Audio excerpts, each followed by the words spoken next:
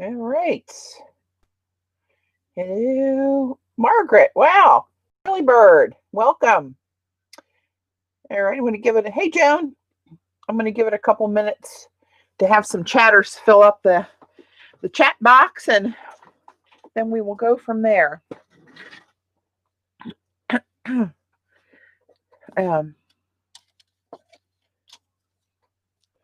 Get myself semi-organized. Gotta look back at this. Gotta put a note. Make a note to self.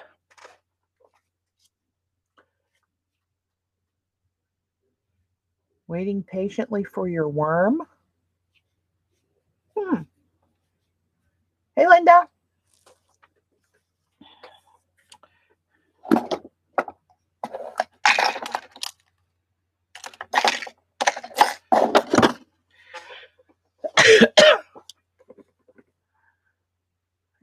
Can't complain, Joan. They're all starting to look the same. I'm sure that's everybody's story. Hey, Stephanie. Hey, Libby. Okay, so I've been wanting to try to put a separate palette together. I've had some inspiration lately. You know, I love Robin's muted palette. And, you know, I was always purple turquoise. I still love it. I incorporate it with the neutral palette. But, hey, Allie. Alana, that's a new name. Art out with your heart out. Hi. I don't know what we'll call you. Heart. Welcome. So, with Robin's influence of her colors, and you could see last week I used a lot of her papers and did another collage I cut up into ATCs, but I had my purple and turquoise kind of mixed in with it, and I really like the way it came out. And you know how Eileen likes my black and white stripes. That's got to kind of find its way in everything. But Katie's good. Oh, a Remy girl. Oh, I'm a Remy girl too. But I went about 6 years ago to Ocracoke. It was a blast, and I've been to Sandhills too. I don't know. It might have been about 4 years ago. If I see any of the girls that were with me pop into chat, I'll get them to verify it because my memory's about shot. I absolutely adore Jody Ole and Jean Skipper. They're the best, and their room mother, 2 room mothers I've had were awesome. Kathy and oh my gosh, it's Jean's best friend. Oh my gosh, that's terrible. I can't remember her name right at the moment, but they were awesome. Hey, Ann,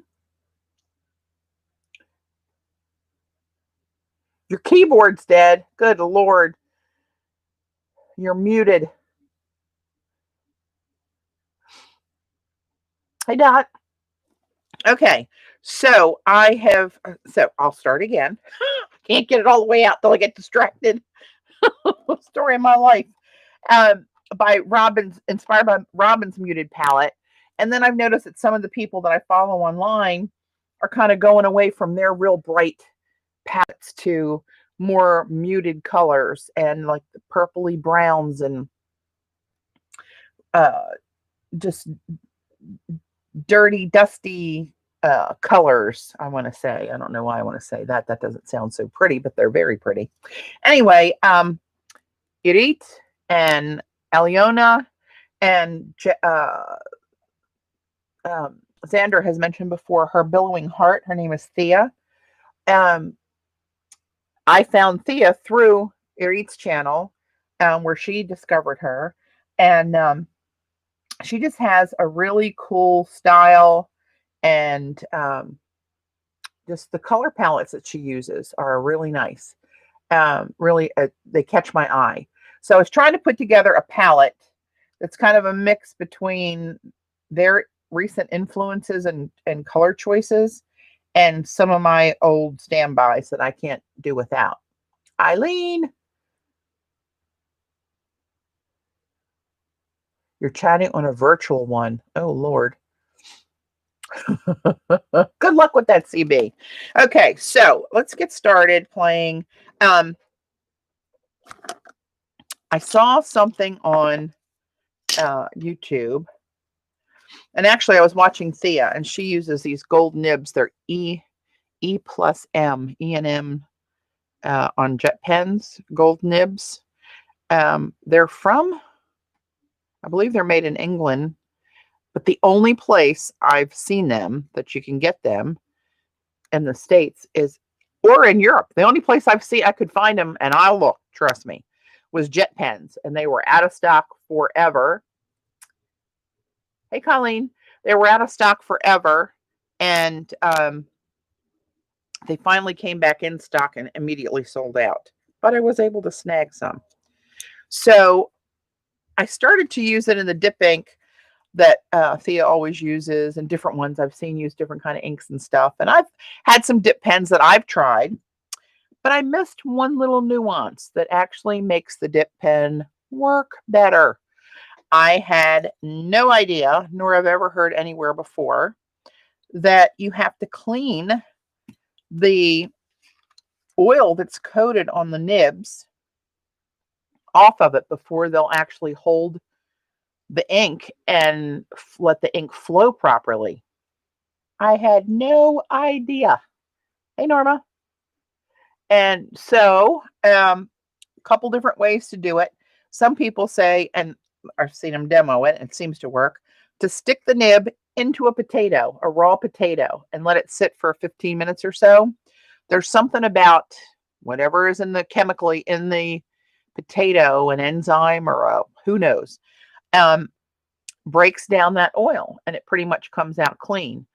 I saw Thea taking it on her stove burner and just put it in the stove burner for a minute. She said it'll turn it black, but you wipe it off and then it's all the oil's gone. And then I saw, excuse me, I saw someone else stick it in, light a match and do that. So instead of lighting a match and lighting a match and lighting a match, only dips can use dip pens. I thought I'd excel at it, Eileen. You knucklehead. So I thought lighting a candle, it would be just easier to do several. So we'll try that right off the bat. And if I don't set the place on fire, we'll move on from there. So just put it in here. Let it burn off the oil. I can see some black smoke coming. I guess that's the oil that it's burning off. And it turns it black, black, black, black with the soot on there. So now quench it in some water. And some of that wiped off right away. I wonder if I can just swish it around in some water. Will that do it? That will not do it. Looks like I'm going to have to wipe it off. I'm going to wipe it off with a paper towel and see if I can get it rather than a baby wipe and put some other chemical back on there. Let's try that, shall we? Oh, that wipes right off.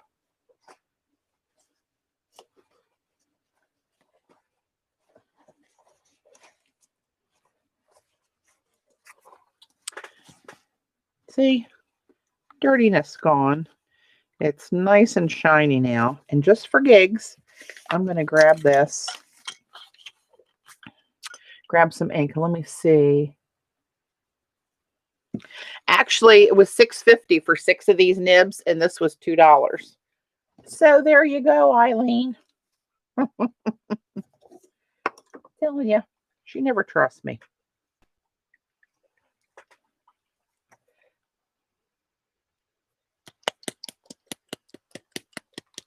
This is Winsor & Newton gold ink.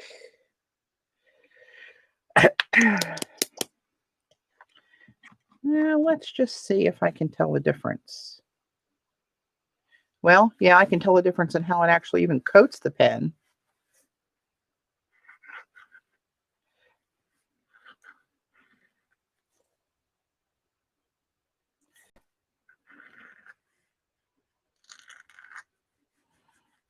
Huh. Now it's just a matter of me getting used to using a dip pen. But anyway, that, if you'd have seen it before, that's much better than it was actually flowing. You can't see that, and it's just my chicken scratch. It's not, you didn't miss anything great, trust me.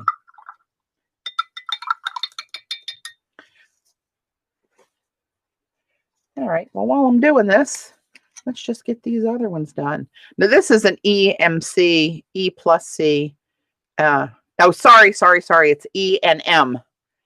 Oh, crap, right into the camera. Hang on. Oh, let's stop that. Oh, that's professional. Can you see that little insignia? Focus. Come on.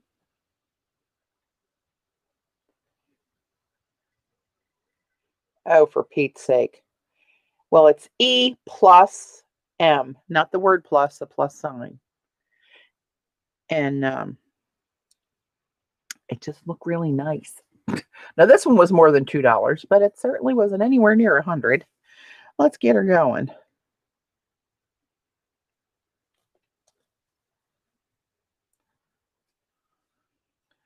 I don't know when is your sign to stop. When it's the black stops, that black keeps coming, and maybe because it's on there.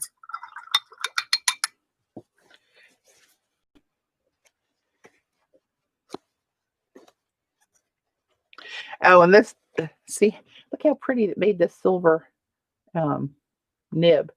I now have a rainbow nib. Even prettier, if it matters how pretty your nib is. Hey, Lana. All right, just for gigs, let's see what this one does. Oh, wow, that one's a lot better.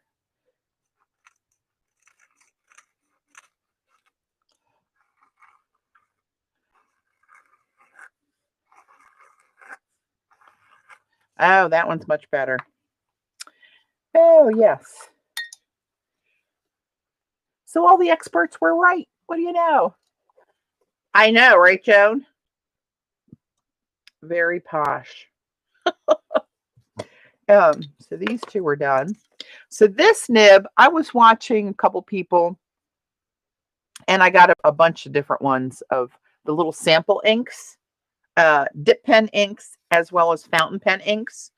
And she was swatching them with this. It's called an automatic pen, which I never even heard that term before. They're made in England. Joan, you're probably not very familiar. I never heard of it before, although I've seen this kind of shaped nib. But I looked on Amazon and found this exact one, and it was $70. So I left a note on the YouTube channel, and I can't remember her name. I'll have to try to find it and link it. Mystery something with the word mystery in it. And she does inks, a lot of inks and journaling. But I asked where she got her pen, and she got it at paperandinkarts.com for $11. This is the 3A size. If anybody's interested, it's 1/4 of an inch. Right. So I'm going to do the same to this one. And she used this to swatch her inks because it would make a nice big square swatch.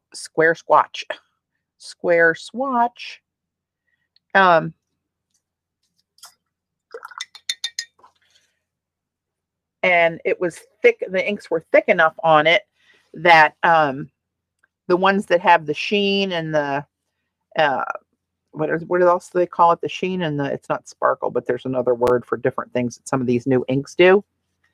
Heating the nib anneals the metal of the nib.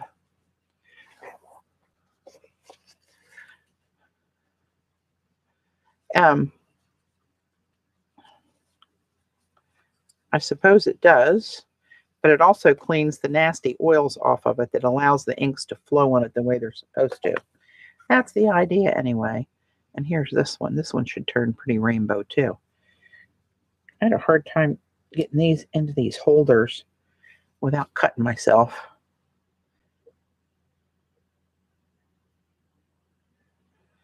Ooh.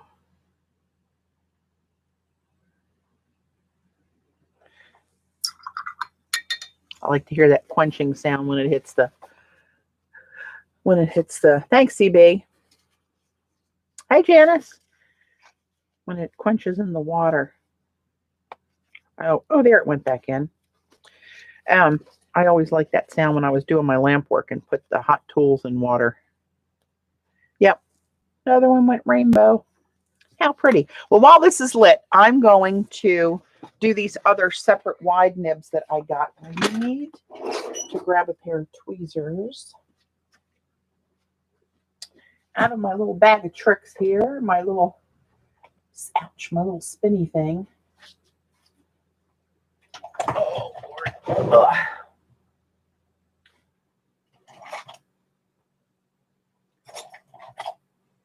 I'll try these too.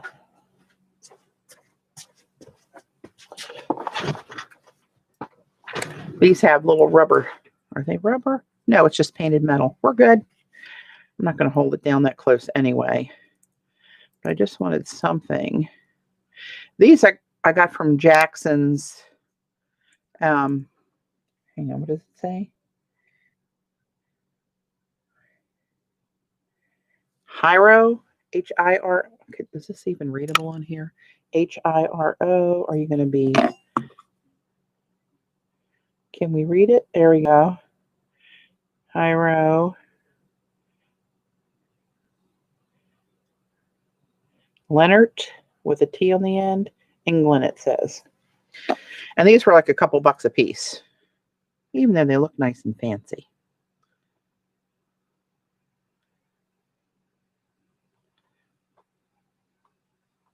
Trying to get the flame to go up in the middle of this one. That's where the ink kind of lays. Almost done. Hey, Lori.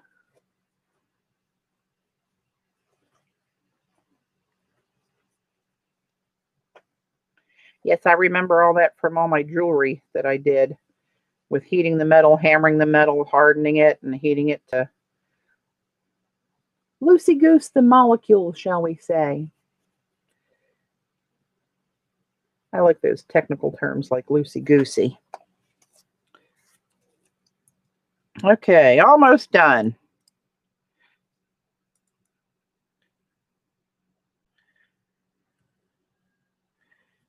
Dave was away all last week for work, and now he just left this morning to travel again,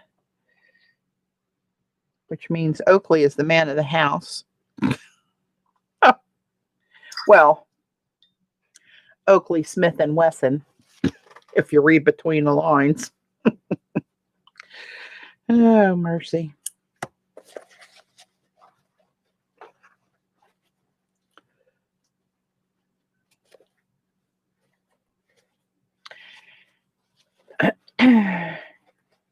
So it's a lot of responsibility for a little guy. 3 women.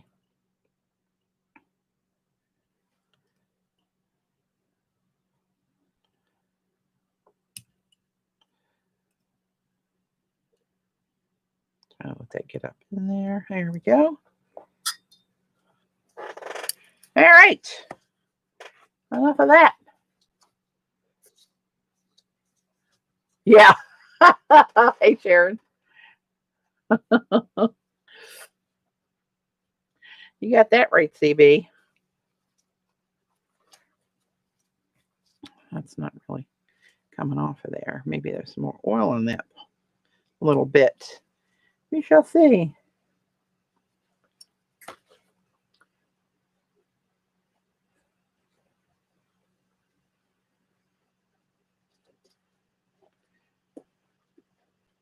Yeah, there's a little schmutz on there that's not coming off, but that's okay.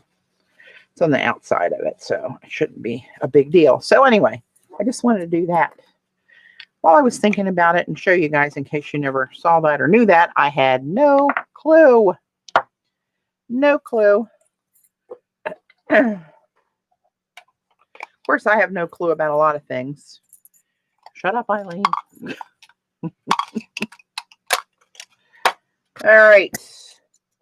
Tweezers can go in the tweezer department.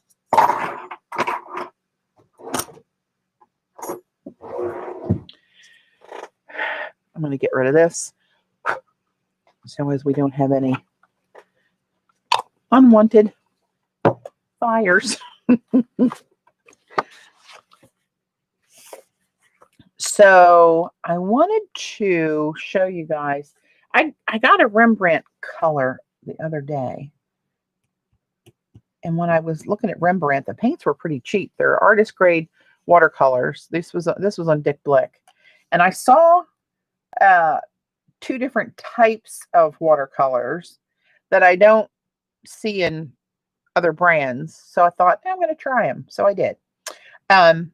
And I'll show you what these are and what they look like. I'm trying to remember what the first, oh, the dusk pink. I saw all the three I was telling you about using this dusk pink, and it's a pretty cool color. And it looks kind of like lunar black, or I'm sorry, lunar blue or lunar violet, the way it's mixed with the black and it breaks apart and granulates. Then you see the two colors. And it's like, I think it's a black and a pink pigment in there that do that. But it's really cool how it looks. But anyway, these two are, one's called a chameleon and one's called a spark color. See the top of the yellow label on each? It's chameleon violet, blue, green, and the other one is spark violet. Right? So trying these on white pretty much gives you nothing. Where did I put that little teeny tiny brush I was going to use? Oh, there it is.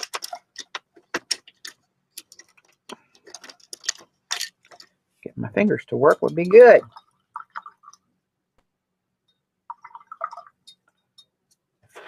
So I think I lost my swatch with them on white, but I'll just do this. They're kind of like an interference color, right?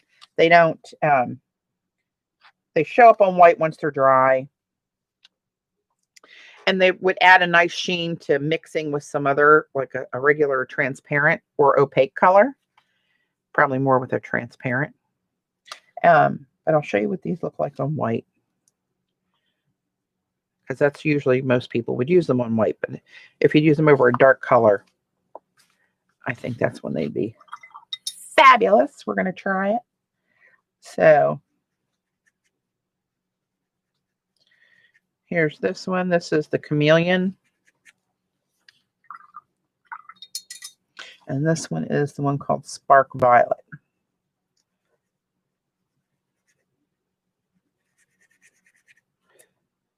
A bit more water.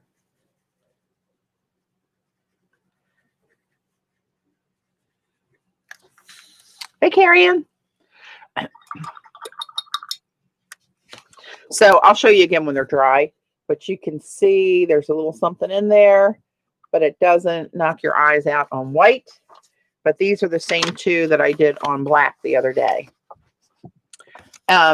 And this one actually shifts, and I don't know if you'll be able to see it because everybody knows, not everybody, but trust me, you can't see the colors on the screen on camera like you could in person. Like for me, this back part is the most brilliant, oh, there you can see it a little bit better. The most brilliant royal purple. And it's a beautiful blue, a turquoise. Daggone it. It's so hard to capture. And this is the Spark Violet. And that looks more blue on screen than it is. And maybe it doesn't pick up purple. There it goes. It looks like it's shifting. It really doesn't shift in person. It's got a purple cast to it. And it's got multicolored little, I guess it's glitter or little bits of mica, whatever's in there. So anyway, I just wanted to show those that I came across recently. And I'm still kind of putting this palette together, and I wanted to try these two colors came in. Since I don't do anything or spend any money on clothes or makeup or any of that stuff anymore, I'm back to buying some art supplies that I like that entertain me. This one is from Hydrocolor. It's called Poseidon. I blame Z for this one.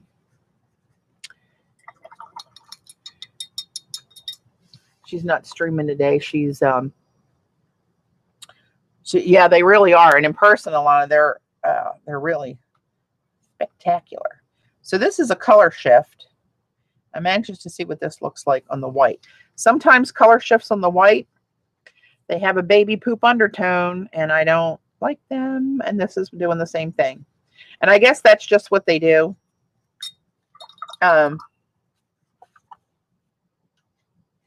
You can only see, well, we'll wait. To be fair, you got to wait till they're dry. But let's try both of these on this black piece that I threw in the trash. This is the Poseidon again. Might have too much water in there now. But that's okay. It's a really pretty sparkly turquoise. If one's into turquoise and one is into sparkles. Oh, Carrie, is that what I was seeing on the pictures? I didn't know you were getting hitched. Good for you. Congratulations.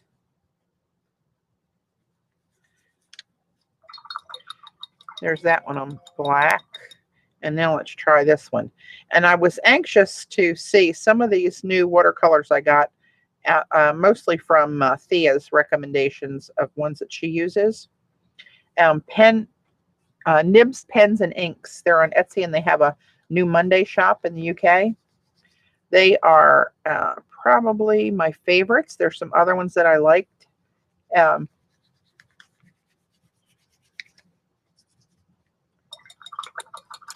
But what I like about those is they show up as well on white as they do on black. That's that fluorescent azalea that Xander was talking about. And some of them, they're a little bit different on the black because they have a little tiny bit of a duo tone to them. They're not really shifting, but they show up. I think I like them better on white than I even do on the black, because in the black you can see more of the strokes in my, not in all of them. It must have been how dry I had my brush putting it on. But I like them more on the white, I gotta say. Hey, Linda, thanks. Hey, Vicki. So I'm stalling to wait for this to dry. That is so green. What does it shift to? I would love to know more about these shifting colors and why some of them work on white as well as they do on black. And how some of them, like some shift, you see mostly like turquoise and it'll shift to purple or green. This one is mostly green and it's shifting to purple, and I can't tell what else it's shifting to. But that's a really, oh wow. There you can see a lot of the shift in there, and it's not even dry yet.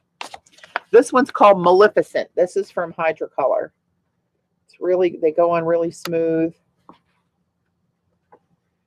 See those other colors in there? As that dries, it'll be more. Now that's funny. Looking, oh no, it's flipped on the back screen. Never mind. I almost misdirected you. God forbid I give you misinformation. Ugh. You can see more of that color shift in that one. And this one I like better on the white. Here it just kind of looks like a silvery blue. I mean, it's pretty and shiny, but oh, I laid it on something and it got all kind of, it got schmutzed up there, but you can see it's really a pretty sparkly turquoise. That's not granulation. That's me laying it upside down on something. And here is that Maleficent. Now you can see it's shifting on white, but when you get to a certain angle, see that baby poop color in there? Yeah, mommy don't like that. But it is shifting. So I want to play with those and put them over one of the dark colors and stuff. And let's just get to it, shall we?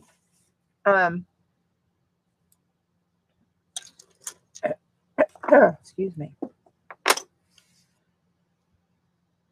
So some of these I did put in here. Let me get these out of my way. Cascade Green, Viridian, Lavender, Soda Light, Lunar. Where did I put Lunar? I thought I put Lunar Black in here somewhere. That might be here. And I put these two, Hematite Violet and Hematite Burnt Scarlet, are down here. And this is regular hematite. It's really granulating.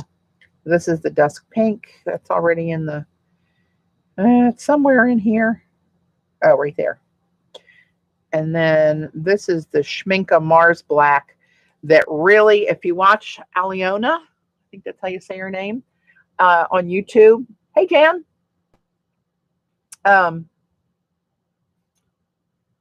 Hey, Allie, did I say hi to you? I thought I did.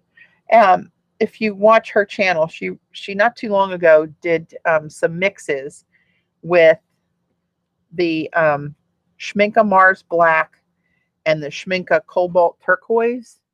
that came up with a gorgeous, gorgeous color of a more earthy turquoise, not this bright turquoise, and a little bit more in the green. Backseat Crafter, that's a new name. Hey, it's me, Popo, incognito. I don't think I know Popo either, but hello, welcome. So glad you're here. All right, let me move these out of my way.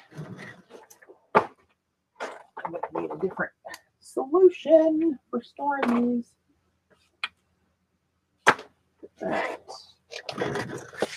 Oh, I want my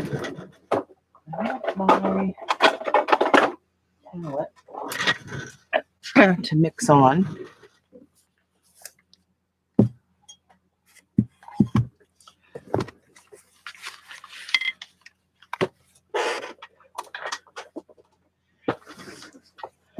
And this, I saw Thea was also using these. You can only find them at this L. Cornelissen and Son in the UK. And they look like a really nice book. And she uses watercolor in it. Not for drawings and stuff, but for sketching and swatching and playing. So that's all I'm going to do. I was going to do it in watercolor paper, but then it kind of gets away from me. I thought if I did it in here like a normal person, of course I do it so fast, I'll have to wait for this to dry so I can flip it over. So that's going to be, maybe this isn't going to work. Hang on.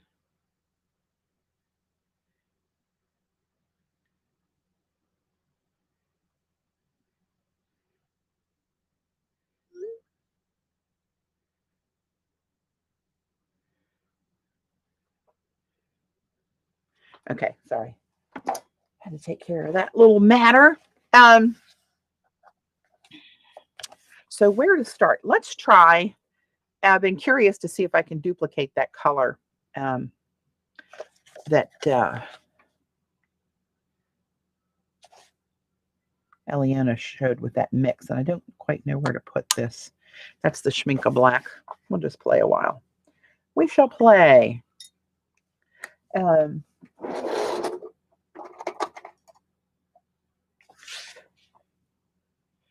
Some of this in there, and we'll see where we go. I think really Patti is going to do something.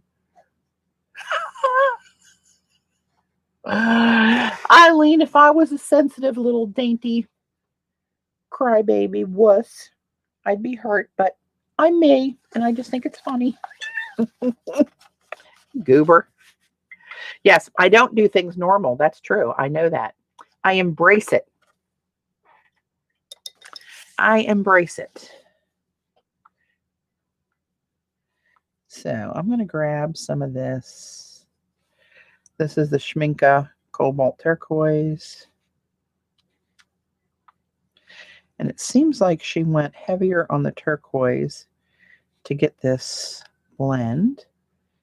Let me get a good bit out here. And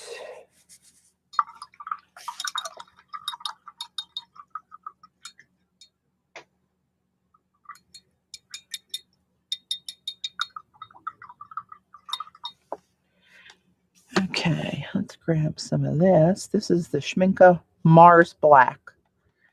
And apparently it granulates. And let's just put some out here. And actually, when I look at this, I have other paints. My Kremer black pan is blacker than this. This almost looks like it's the darkest brown that you could have. All right, so let's see what we got here. Let's start making a pile out here and grabbing a little bit of this in with it.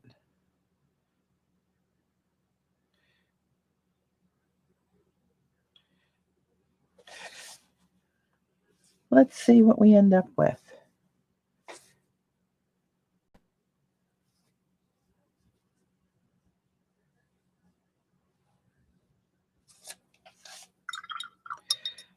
Put a little water on the edge and let it see what happens when it runs out of there.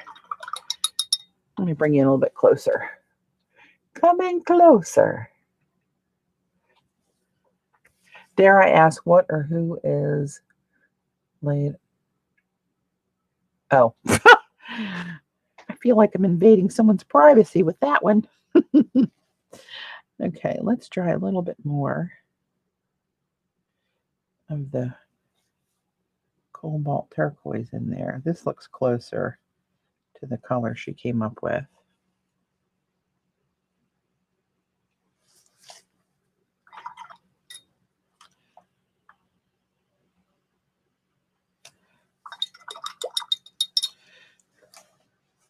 That's probably pretty close to it, actually.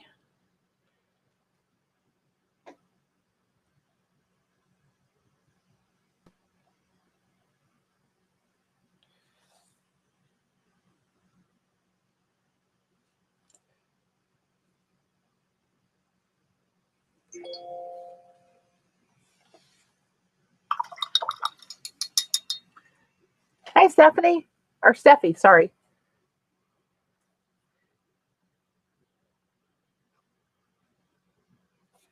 All right. Let's see what they look like. I'm going to let that granulate there for a minute.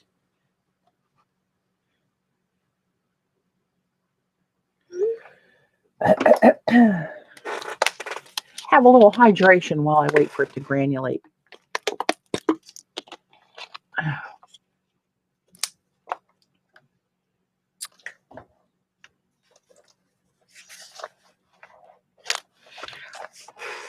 I don't know if it's a difference in her camera or how this ended up, but hers seemed a little greener. And you know what? It might be the paper. So let me grab a piece of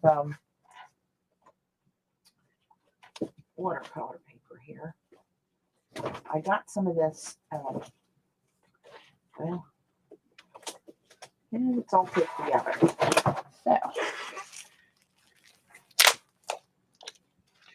I got some, I guess it's Saunders watercolor paper.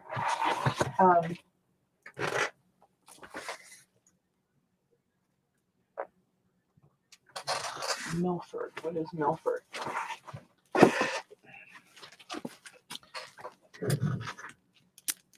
Yeah, this is the Saunders High White. Lordy. I got two different kinds, a Milford and this Saunders High White. So let's try this. Hey, Amalia. And I got it from Ken Bromley, and they take the big sheets and cut it down for you. Oh, that's two. Okay. That should be plenty. One would hope. Let's see. Maybe doing these to really play with this in this book is not the way to go.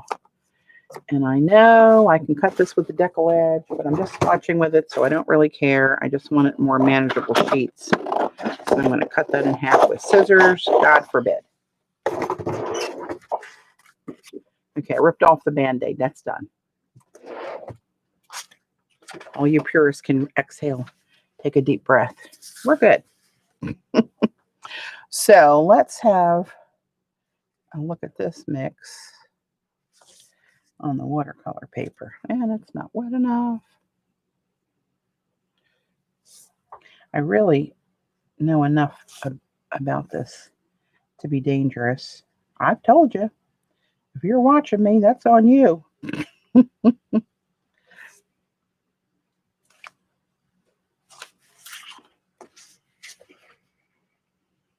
And I never know what's the front and the back because now I don't have the watermark on here. Here's the watermark.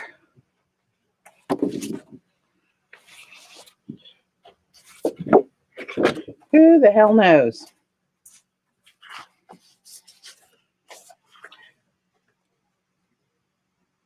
Hey, Susan.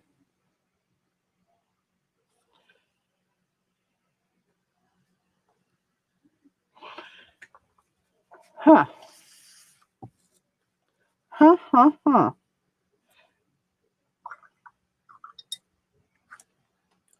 I'm going to put a little more black back in here. And that looks too...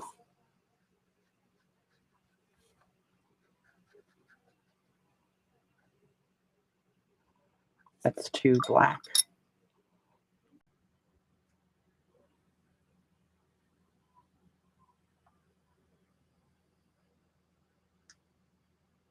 Put a little more blue back in there. I wonder what the difference would be instead of Mars black using lunar black. Uh-oh, Buffy. Buffy's after you guys. So sorry. I think this is lunar black. I was losing a little bit of my, I was at the end of my tube. At the end of my tube.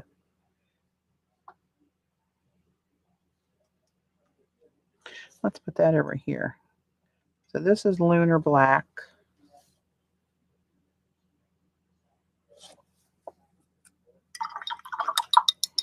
And let's go back for this again.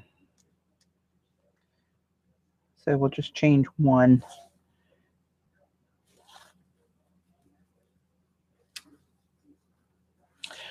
So I think I'm going to try to attempt to vote early tomorrow. If the line's 6 hours long, I will attempt it another day.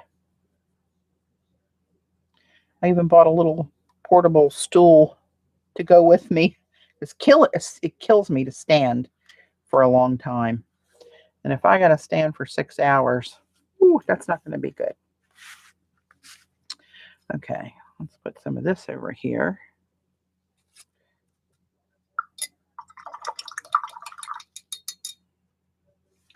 And some of this lunar black.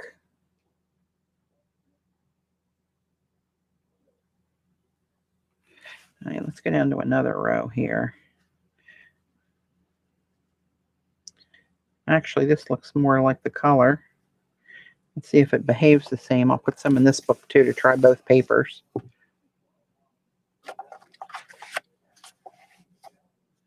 Yeah, I bought a foldable stool. And my friend Gail and her husband, I'm trying to line up with them to go in case one of us has to go tinkle. Oh, I'm going loaded. I'm taking snacks. I'm taking water. That's actually closer to the color. Now I'm curious to see how these dry. Now you can really see the granulation with this paper texture coming up on this one. Right. But this lunar black, even on this paper, is giving me some more texture right now. We'll see where that ends up. And here's that color on this watercolor paper. I'm anxious to see how this separates because usually like the lunar blue, well, you can see it here. Look, I don't know if you can see it. I can see it. Here's the one with the Schminke black in it. Not really separating. This one you can already see it separating the two pigments, which is kind of what lunar black does to whatever you put in with it. It's okay. Doesn't make it a bad pigment. Makes it very interesting. This book is drawing paper. Oops, kind of close. From Cornelison. And this is Saunders watercolor paper, the high white, 140 pound.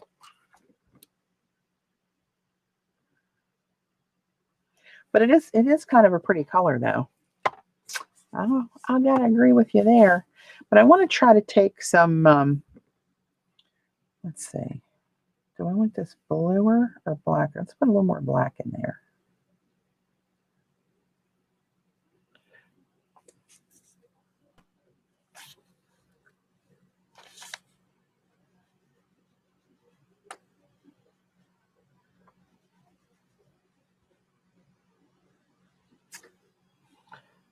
See if I got enough to do one in this other book.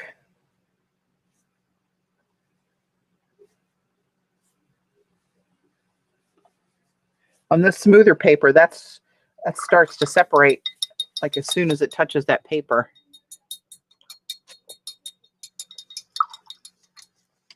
Thank you, Lunar Black.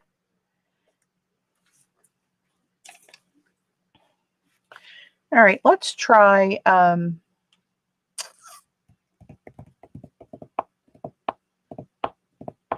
want to try some of these newer shimmer colors mixed over some of the solid, not solid, but the non-metallic, non-trick ones. Let me spray these a little bit. That's going to be easier. It's a little messier, but that's okay. I'm used to a mess. Let's grab, I forget which hematite this is. If it's burnt scarlet, I think it's violet, because that looks more like probably a burnt scarlet color up close. Let's let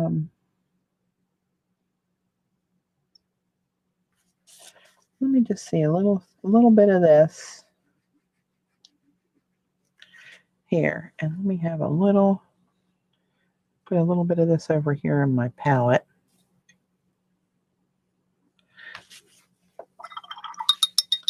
And then I want to take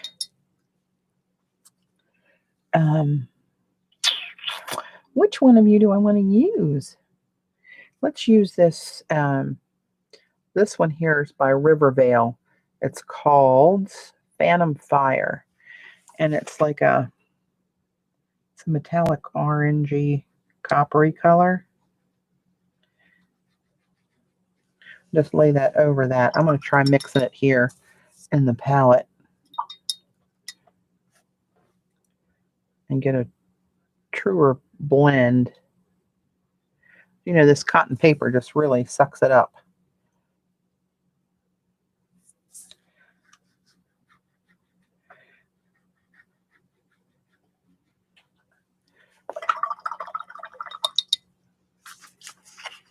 Azalea with anything.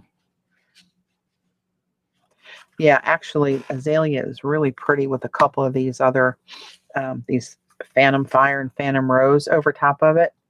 And this is a knock your eyes out color. This is, I don't think it's light fast because it's like a neon.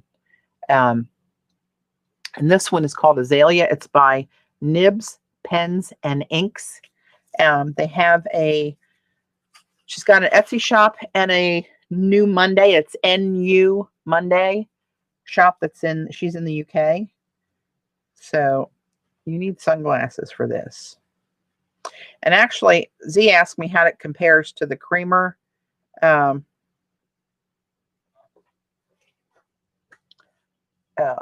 Fluorescent pink. And I did them side by side. This one is a little teeny tiny, but I'm going to make a few of these and then come back over once they dry. A little on the, like it might have a touch of coral in here, whereas the creamer one looked like it had a little touch of purple in it. It was very subtle. I don't know what the hell I did with the swatch. I'm going to let that sit for a minute.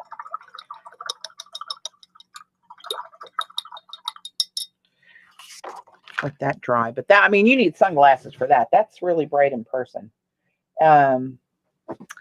Where might I have put that little swatchy piece?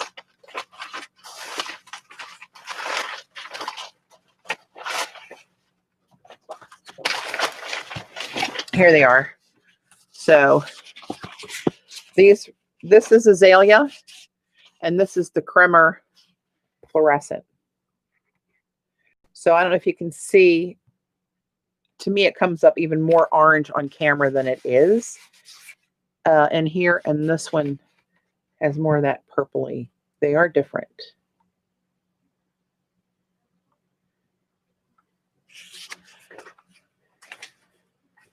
But they are yummy. All right, I'm going to do a couple on here too. What the hell? I got nothing better to do. I'm a bachelorette today. Well, except for my mom. being here.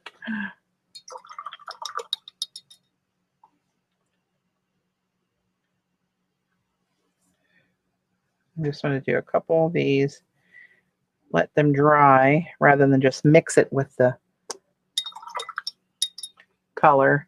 No, we found the most. Oh, come on, Eileen. You know you love it. I'm going to paint you a flamingo. If I could paint, I'd paint you a flamingo.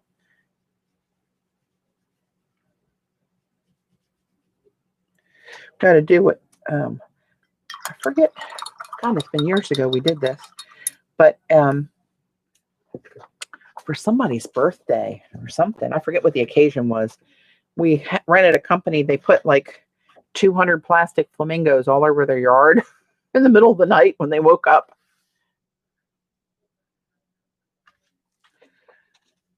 I think Eileen would love that.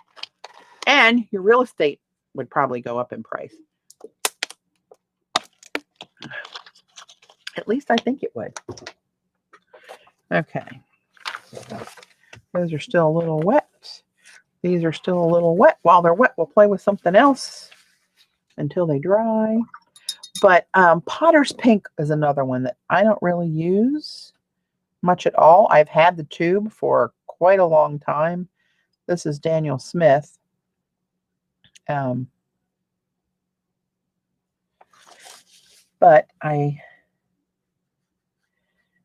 it's a nice granulating color.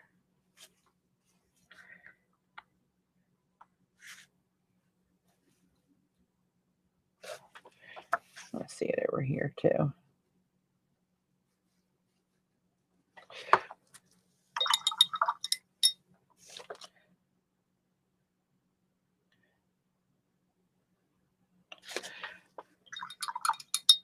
And I'm going to do,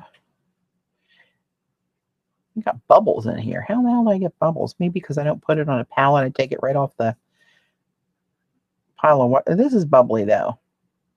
Anyone know why I'm bubbling?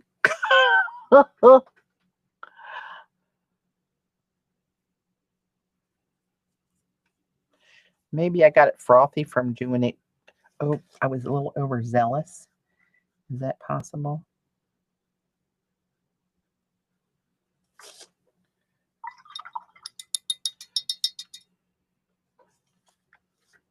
You like the Potter's Pink, Sharon? See, that was always kind of too muted for me, but I'm starting to like those. So these two. So here's that hematite violet with that Phantom Fire over it. I just laid it over it and kind of mixed it on the paper. And this is where I mixed it in the palette to blend the two colors a little bit better. And you can see it kind of, the granulation kind of shifts. You know what? Let me put this daylight lamp on. I get a little bit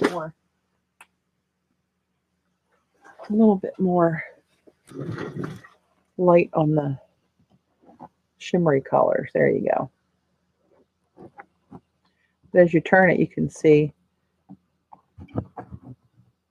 Oh, this wire. I've got to do something with this wire. It drives me crazy. I'm sure it's not helping you guys. If anybody's going to have to put up a disclaimer to take Dramamine before you join.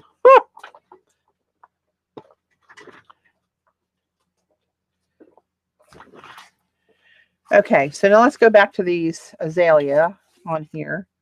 And, you know what? Let me move this insert out of the way. And where would I put that insert? There we go. All right. So I'm going to do, this is the Phantom Rose by Rivervale. They're on Etsy. Rivervale, V-A-L-E.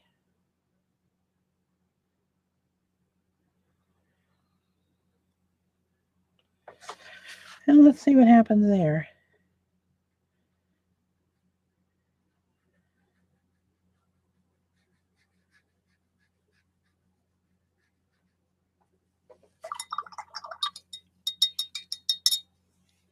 I don't remember if she did these in layers or mixed them together. We'll try both.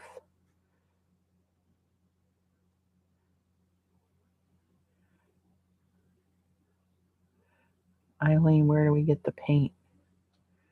The azalea. Oop, now I forgot what I was doing. Doesn't take much. I was picking up the fire.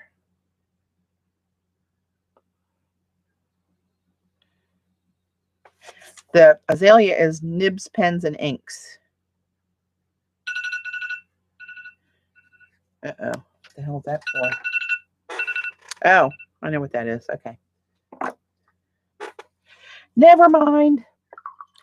And let's do one with, I think this is pearl white here. Let's do one with pearl white. You'll see Erit and Aliona and Enthea are getting into making colors, pastel colors, by adding white to the transparent watercolors they usually use. Let's see what that looks like.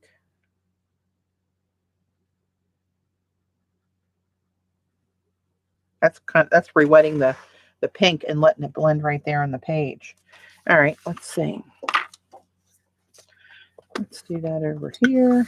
And then I'm going to blend some in the pan. So first I did rose.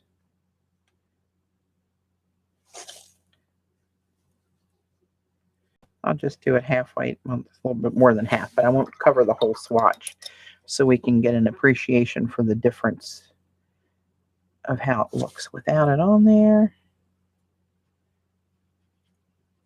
I think that's going to be the winner with the fire on it. Hey, Gail.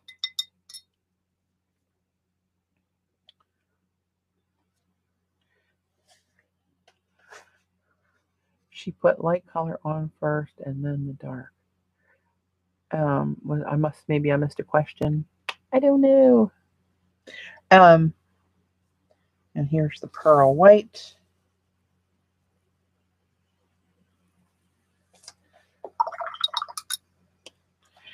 All right, let's see what we got here.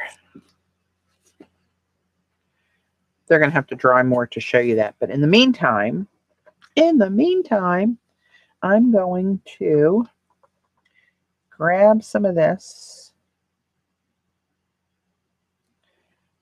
Let's start putting some up here.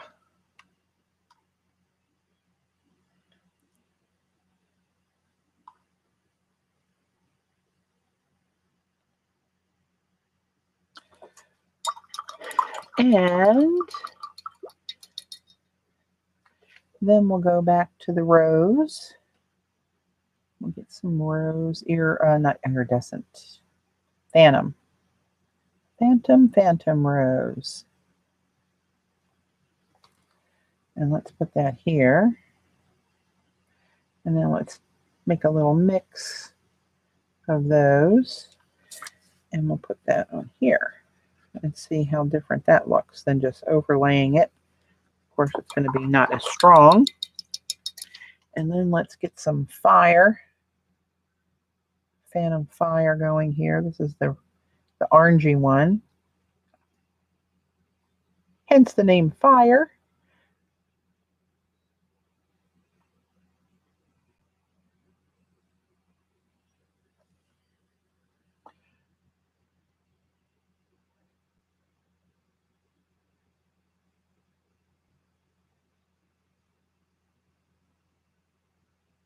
All right, let me take some of this. Oh, that's really pretty. That reminds me of an ink that I have, actually. You know what? I didn't do that over here. While I still have some, I'm going to do that over here. That's really pretty. I think that might be the winner chicken dinner. This. Get some pearl white. A little bit in the corner.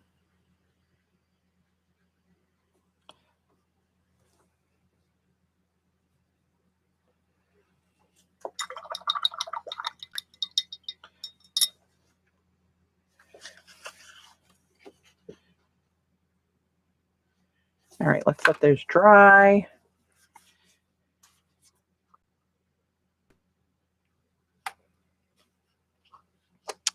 Not going to be able to see those too well, I don't think. Oh, yeah, there you go. You can kind of see that over that azalea. I think I need to make the swatches of the azalea a little more watered down. I really wanted to play with this one, so let's put this out here, right?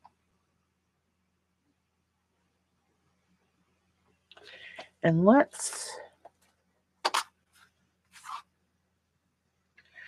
I'm going to put a much more watered down swatch on here.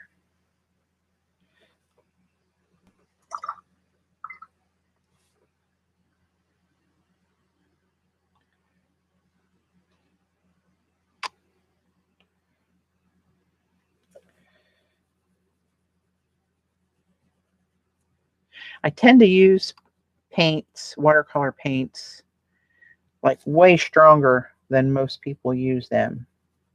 Sometimes I like it, sometimes I do not. Patti used the darkest black you can find and mix it with the pissy pink.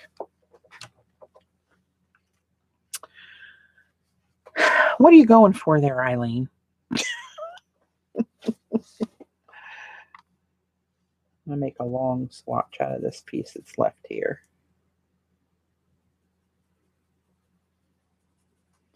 And then drag some of this other stuff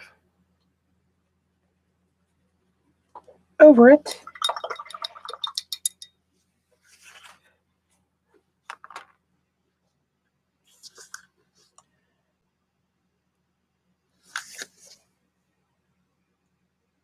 I wonder if I should let that dry more. Actually, these on here are drying really pretty.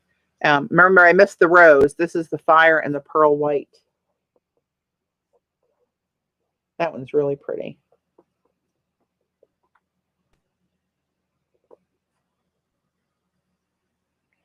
And that one, will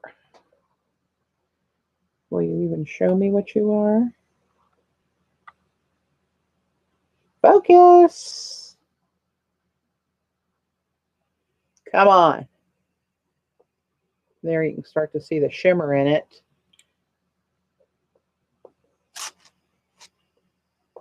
I like that with the fire over that. That's really pretty. Very, very pretty.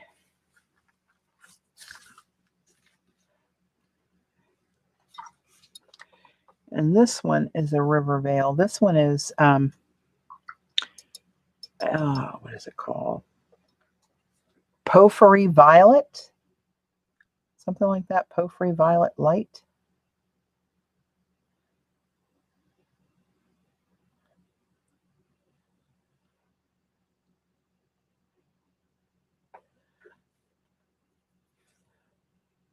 And it's like a brown purple. Love swatches with a line of black through each one. It gives an idea what it looks like on a dark color. Well, you know we don't do fancy swatches here. We just kind of throw stuff together and hope for the best, but I may try to accommodate your whim. All right. Let's get a little bit of this.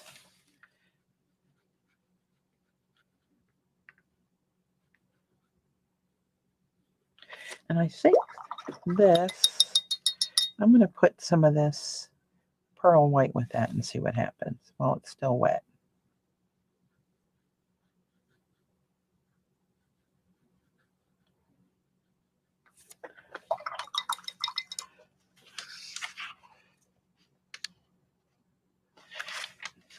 You have to wait till it dries to see the pretty shininess. These are still a little damp down here. And these are dry now that I did the mix in the pan and then painted them when they were mixed rather than overlaying them. God,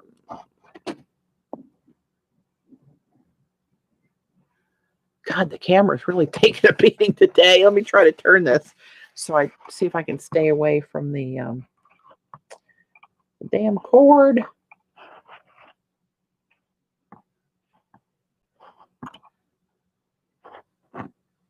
There we go, finally. And it's gone again. That one was with the pearl. So this was rose, fire, pearl, white. I think the fire's got it.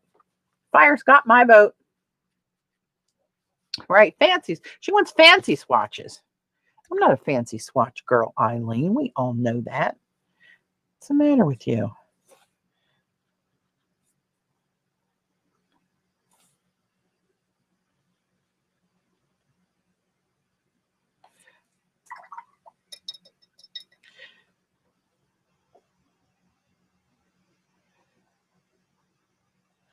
This is going to be different. That's the hell is that called? That's a Daniel Smith Lapis Sunset. I think it's a duochrome. I think that's called Lapis Sunset.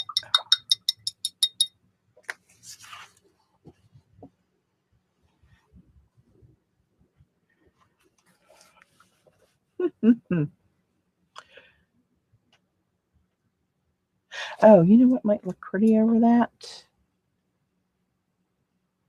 Get one more full strength here.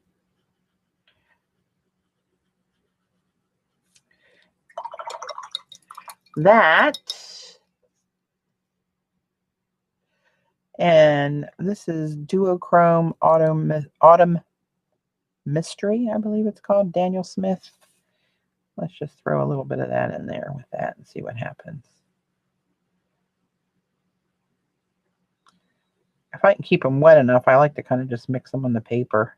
Unless I'm trying to draw something. Ah, I even have to laugh at that myself. Me draw something, please. Unless it's a wonky circle or a crooked line, it ain't happening here, kids. I wanted to see, where did they go?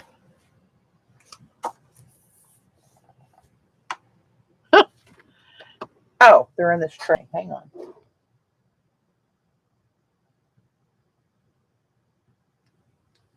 This is a new color that I got to try. Oh, look. Put my fingers in the paint.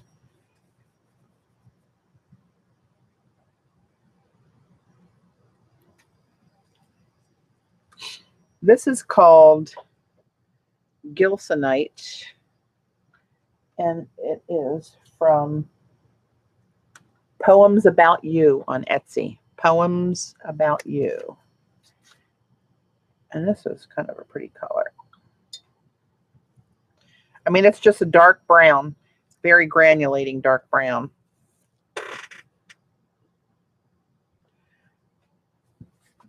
I really like that azalea with the Phantom Fire mixed together. Both of these are really pretty. Oh, look what I forgot to do. I forgot to drop more on top of this.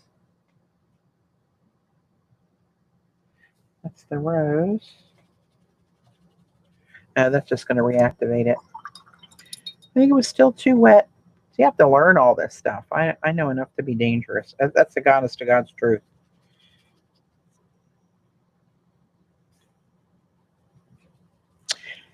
Honestly, I would not leave you, well, I would lead you astray, but not on that topic.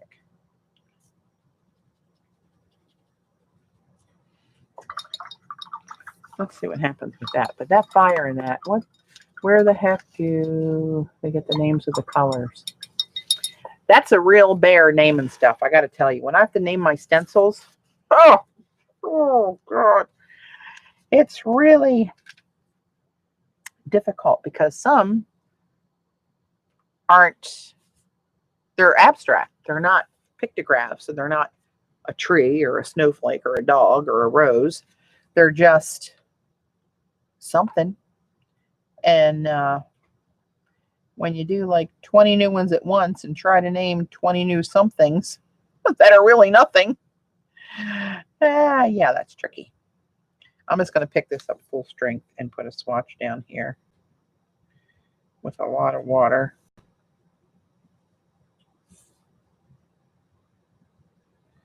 Whoa, that's really a lot of water. Hell, that'll never dry. Bad idea.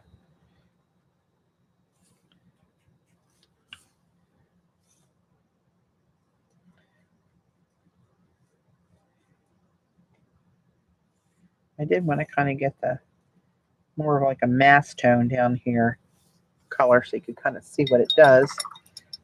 And then let's see what happens if we just liquefy a little bit of that. Now let's see what granulation has its way with it. Oh my God, Joan, it's so hard.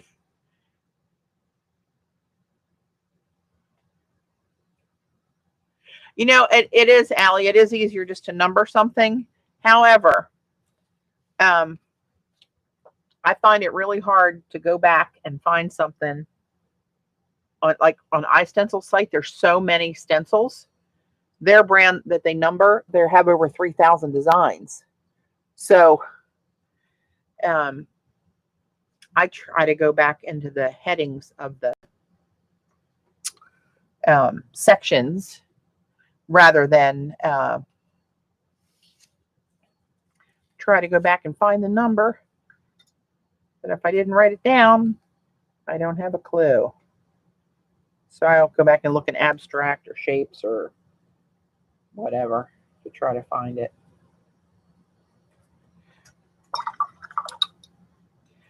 But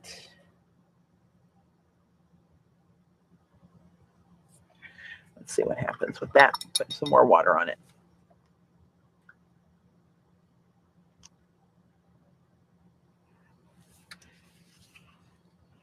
I'm going to drop a little teeny tiny bit of something in there. I think I'm going to use this color called Salacia. This is really pretty, I think. And this is nibs. All these right here in this row are nibs, pens and ink. These are Rivervale. This one, that's Rivervale. They're all Rivervale.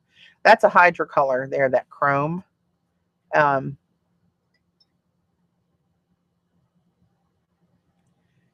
Trying to remember, because once you put them in here, you can't see the names.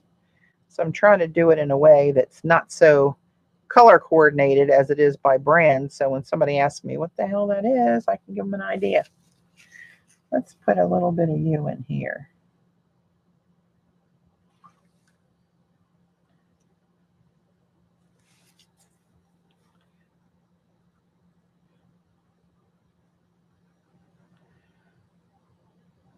Kind of mixing it too. Uh-oh, I hear the pitter-patter of little toenails and a little jingle of a leash. Let me see which one of those it is. If it's Babe, she's fine snooping around the basement. Oakley, not so much. Who's down here? Come here. Come. I went, it was Oakley standing outside of the basement door on the staircase, but with his head peeking through it, waiting for me to come around the corner. Come here, you little knucklehead. Come here. Want to say hi to the ladies? Come here. Want to say hi? Hold on, the camera's going to move. Boo-boo. Oh, no, you can't come over there. Oak. Hey, buddy, look up here. What's Mommy got? He said, I see plenty down here. Come here. Come here, handsome. Let me see you. Oh, forget it. You guys are all going to be seasick. He's going to poison himself with something he's going to eat off the floor. Come on, bud. Unfortunately, you cannot be trusted. Not when Mommy's streaming because I can't see you. Maggie's over here after Prince. Come on, buddy. Let's go back upstairs. You go take care of Nanny. You go sit with Nanny, okay? That's a good boy. Up you go. Thank you. That's a good pup. Oh, Lordy.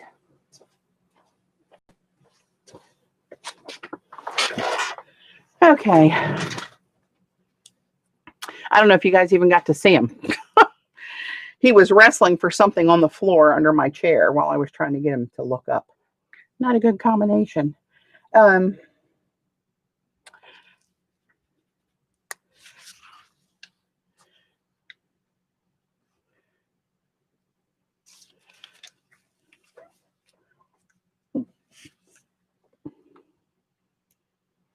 Let me see.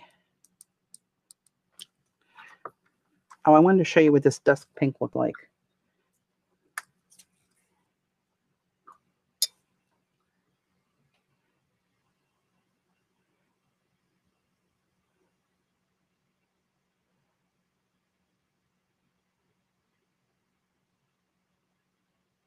Hey, April. Oh my God, Susan, that's funny. That sounds something like I would do. To tell you the truth, you don't want to follow me with that stuff, let me tell you. So this is the Rembrandt Dusk Pink.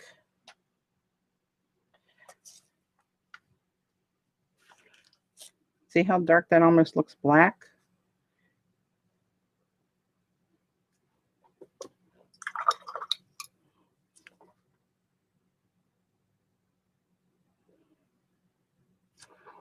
Add some water and see what it does as it dries. Put a little bit over here, see what it does on this paper. See how dark that is?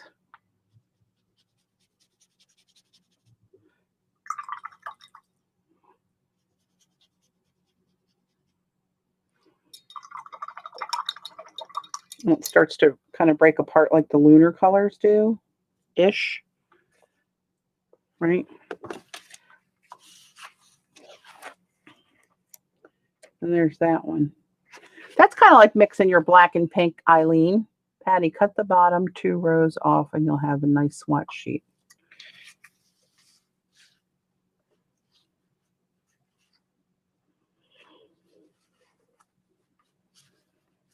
Cut these 2 rows off. You don't like the pink, I take it? Or do you mean these 2 rows? Eileen, oh my God. If you're nothing else, you're consistent. God love you. I got to give you that. I'll give you that. And another thing, that I see a lot of people doing now, when white was always like the poo-poo color, you don't use white. The paper's white, you don't use white paint, is they're using some white paint. So this is shell pink, which is kind of a, you know, a pretty baby pink to start with, and it's opaque, right? So let's put a little swatch of that here. All right, that's shell pink. Looks kind of peachy on camera. And then I had to get another tube of white. My Daniel Smith white it was like hard as a rock. It's old coming out of there.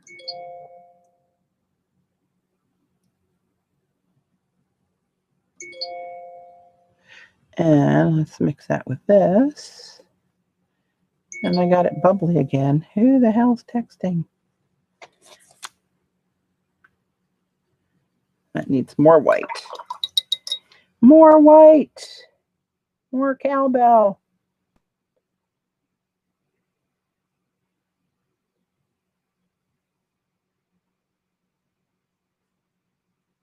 I did not see that yet, April. I knew she said she was coming out with making pastel colors. And I have watched Irit and Aliona do it as well. And, you know, I like it when they break the watercolor rules.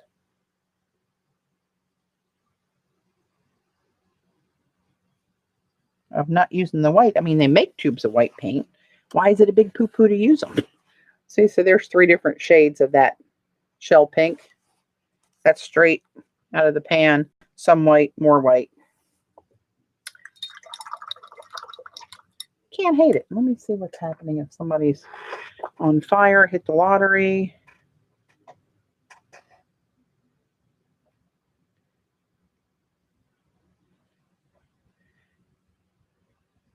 Sorry, hang on.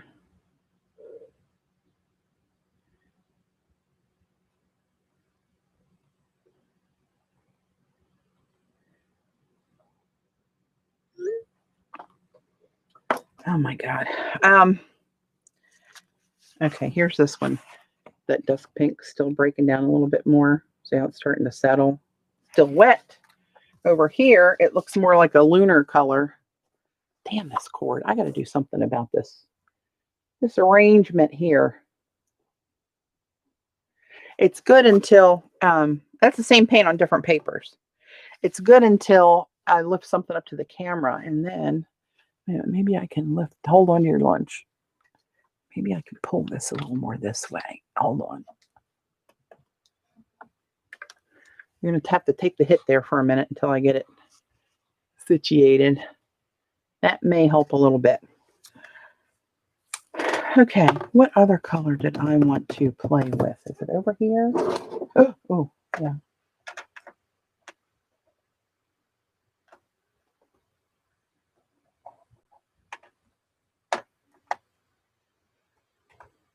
Let's take a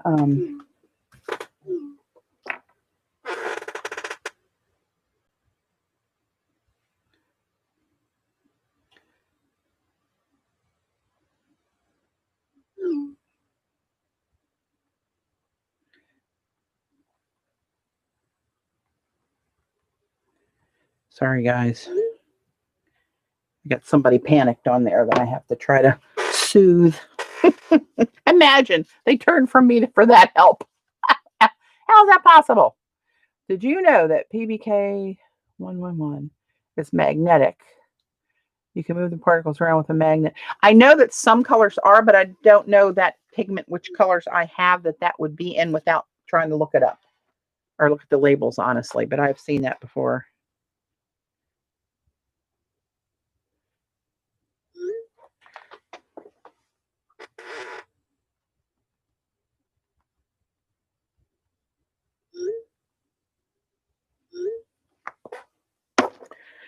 All right, that should do it. So let's try these two on a dark color. Let me put this aside. Let me grab another piece of this. Now, what color, Eileen, would you like as the base? Would you like to see lunar black or the schminka black? I'm going to let you decide. Mars black and lunar black. Oh, cool. I have both those. Daniel Smith. Wow, those must be expensive. Can you buy them individually? Which ones are you talking about must be expensive, Sharon? The magnetic ones?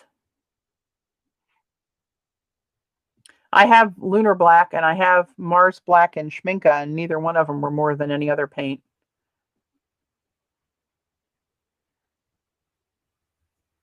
Yeah, I have some other colors too. I can't remember which ones they are though, Vicki. Oh no, the dusk pink, that's Rembrandt. Rembrandt paints are cheap compared to the other big name brands for artist grade paint. It's not expensive. Relatively speaking, of course. So what the hell was I going to do? I'm going to put down some black swatches and then go over those. Let's try.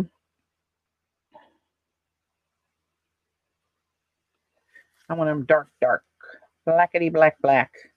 So let's do some right out of the pan. This is the Schminka Mars black.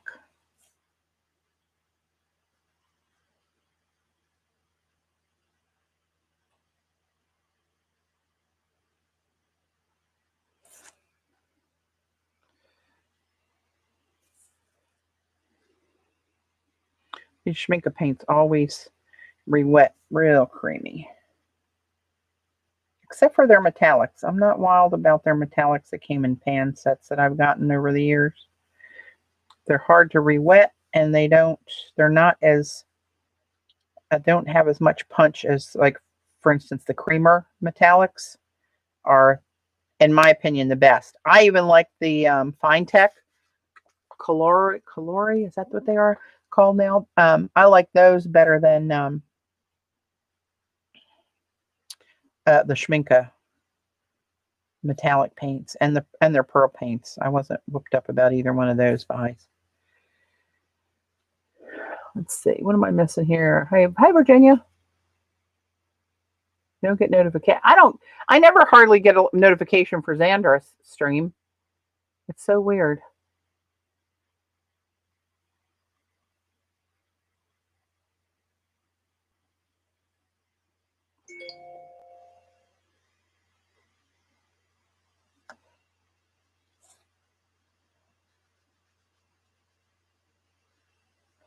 Okay, what do I have there? 6 of them? That seems like a good enough number. Now I'm going to make a row of lunar black. By that time, the top row should be dry.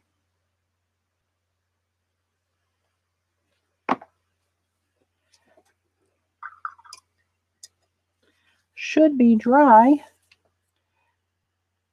Put some water on there.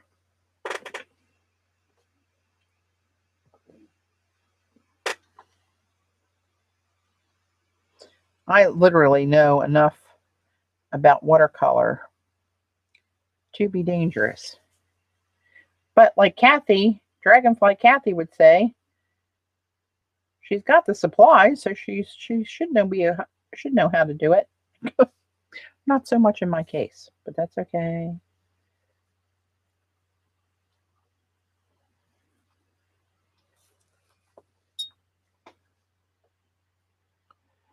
Oh, Patty, I love this palette. Could you list your colors after the video? Oh, God. The chance of me having the time to do that anytime soon, Sharon, unfortunately, I'm lucky I can get this much done. I'd be happy to read them off to you now. But for me to go back and link everything and do that later will probably never happen. When I get done here, I got to get dinner going. I got to get laundry going. Tomorrow I start to work, going to early voting, work full time all week, and whatever else comes up in the midst of that, there's always something. I just never have the time to go back and link tons of stuff. Hang on, I'm not even looking at chat right now.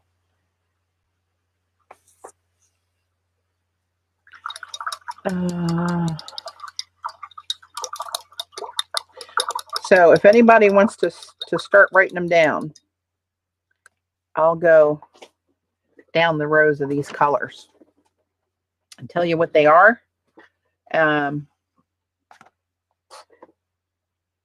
One day when I hit the lottery, I'll hire somebody to do it for me. These on this top row are from Rivervale on Etsy. That's pearlescent white.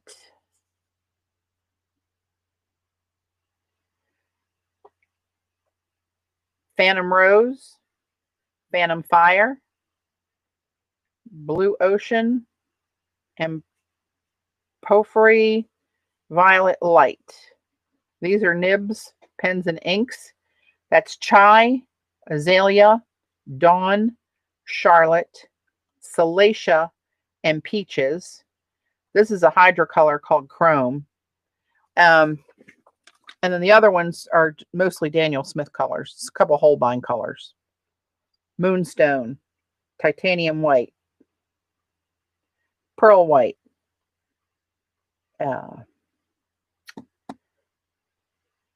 Duochrome Lapis Sunset, Duochrome Autumn Mystery, Sedona, Hematite, Burnt Scarlet Hematite, Hematite Violet, Lunar Black, Fuchsite, Schminka Cobalt Turquoise, Sugalite Daniel Smith, Potter's Pink Daniel Smith, Holbein Shell Pink, and Jean Brilliant 1 or 2. I think that's 2. Schminka Mars Black. So you can go back and watch that and it'll tell you what all those are. Did you swatch the chrome already? No, I didn't swatch the chrome. I'll do that for you. It's very chromy.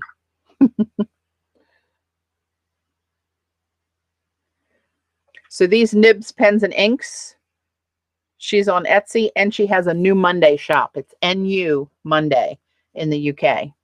And these are just Daniel Smith's Cascade Green, Viridian, Sodalite, Lavender, and then this is the Rembrandt Dusk Pink.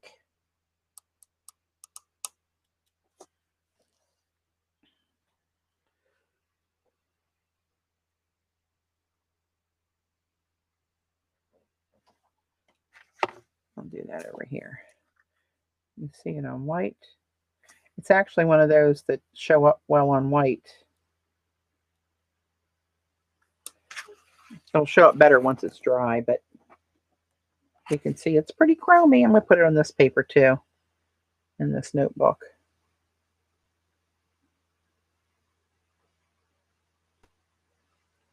It even looks prettier on here. More chromy silver-like. This is drawing paper. That doesn't, absorb like the 100% cotton. Is this cotton? Let me see what this says this is. Let's see, that's a more a smoother paper. Let's see what this says.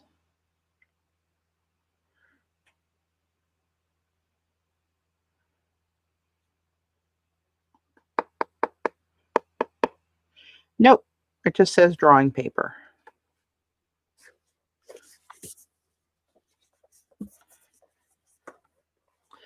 Fabriano Academia drawing paper, 94 pound, acid free. And this book though, I think you can only get in the UK.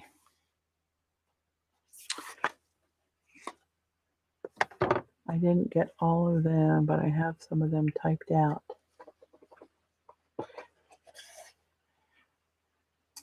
You are so clever and quick, April. Okay, these are almost dry. So now, and look at this. These are lunar black, but look how that one just stayed like, and maybe it didn't have enough water in it to do its thing, because down here, this one's doing its thing. Very interesting. All right, Eileen, what did you want to see over black? Miss Bossy Pants, now's your time. Somebody was leaving. I didn't see it. Oh, hi, Mocha. Oh, and bye, Micah. I didn't even know you were here. The second, these, April, this middle row in here. These are nibs, pens, and inks. They're on Etsy and New Monday. This one, actually, I can show you, maybe, what they look like and what they are. Oh, hell, it dropped in the trash. Great. I was playing with these the other day. The top one is chai, and they go this way, right down the row. Chai, azalea.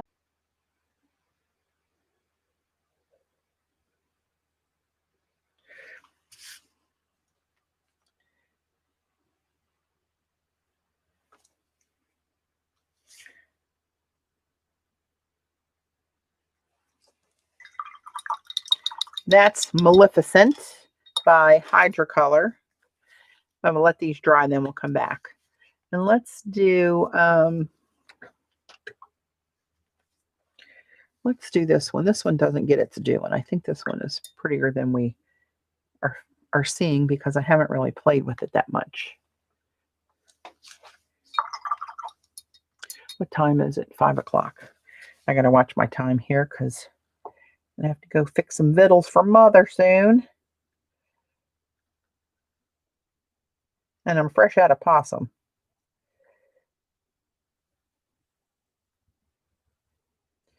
This is Daniel Smith Duochrome Lapis Sunset, I believe it's called. You can see kind of what it looks like on the darker bristles. If it would only focus. Even though these bristles aren't that dark, you get my drift. Let's just go this way and make a streak like that. And one like that.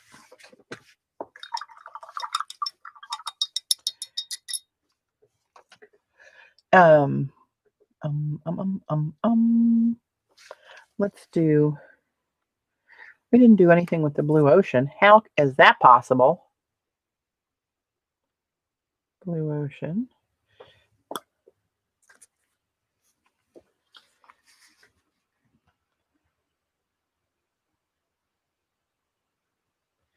I went to a viewing this week. A friend of ours, her 59-year-old sister, who just got back from traveling for 3 weeks to see her brand new grandson. She was back home not quite a week and was getting ready for work. And basically 59 years old, no health issues known, dropped dead of a heart attack after she let her dogs out in the yard. The neighbors thought the dogs were out too long with no attention and called 911, and they had to push the door and push her out of the way because she collapsed right inside the door. Like, oh God. So sad. So this is the Spark Purple. I'm going to put a little dabble do you right there. And this one is the Chameleon. That's kind of like a color shift in a tube. You know, most of them you get them in a pan. Yeah, it was yeah. And her daughter was there, of course, with the baby, her new grandson. Yeah, it was not good. I need to put a little bit of water in here.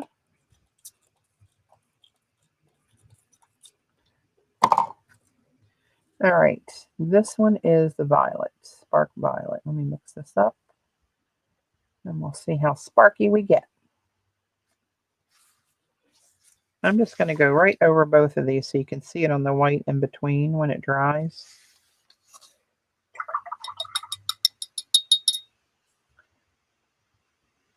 And this is the Chameleon. This one does shift.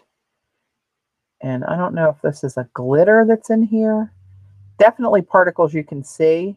It doesn't feel crunchy or chunky. It feels smooth. But it is lovely on the black. You can see that re-wetting as I go over there, but that's okay. And we got one more left. What do we want to put over there?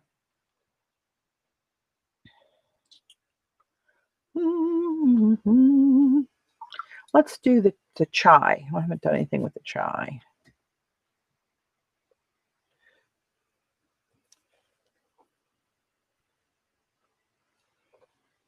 Yeah, it's a good friend of Dave's. He worked with her for, not the one that passed, the sister. Her name is Sue. Dave's worked with her for almost 40 years.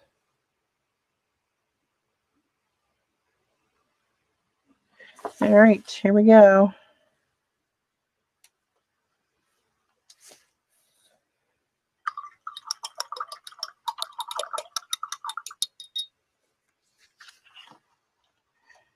I don't know if that was my best swatching.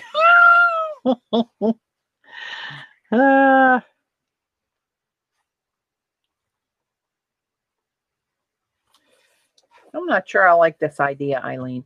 I did like before when I would take like this pen, so it doesn't re-wet. It's acrylic, and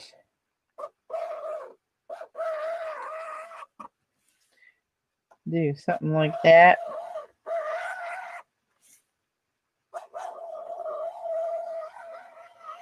Now we just go all the way down.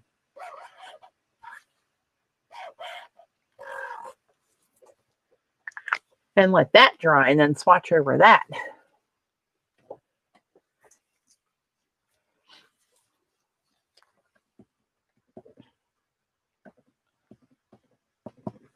These are 3 shifts that I got from, I think this is the Brillianza. They're made in Italy.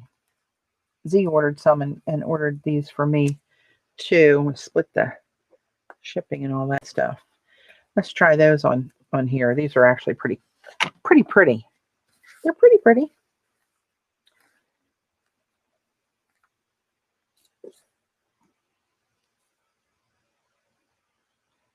If only the color shifts would do on white what they do on black. What brush are you using? I'm using, this is a tiny one. It's a Da Vinci 3 /0 Artissimo. Oh God, nothing's focusing for me today. Oh, there we go. See, right when I said nothing's focusing, it focused. I want to use a smaller one to get into my half pans. And you know what I should do? That I keep forgetting to do, because I put stuff away and then in my head it's away. April sent me, she sells the Renaissance artist grade watercolors from Poland on her Etsy shop. April, if you want, go ahead and link your shop there. And she's putting together different triads, and she sent me a triad to play with: transparent yellow, purple magenta, and phthalo blue is the triad she sent me. And she also included swatch sheets that she's done, showing you what you can do with these. And then of course me playing around with it, I never quite get it done. We'll play with these and I'll try it again. But I did get these colors out of this triad. That was an experimental fail. Oh, these are different colors. But all these, this dark green, how the hell I did it, I don't know. Maybe we'll try to figure that out, because I got a little bit of time left here. Let me swatch these real quick over this black streak that Eileen had to have. Nancy.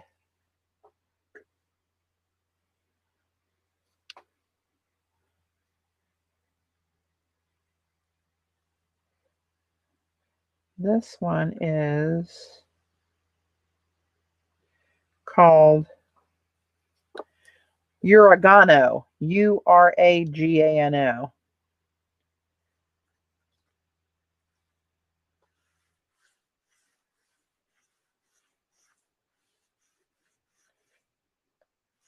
Of course, these might not look right over acrylic, but they do over watercolor or on black paper. Well, you know what? Let's do this. While I got them all juiced up, let me just grab a piece of this black paper and do it on here as well, so we can see their loveliness. Oops, it's on my finger. I'm going to try to make a long strip so we can see when it dries. I can try to roll it and move that a little bit. And then this other one is called,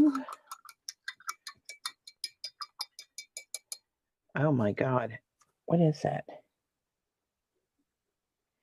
Arabolino?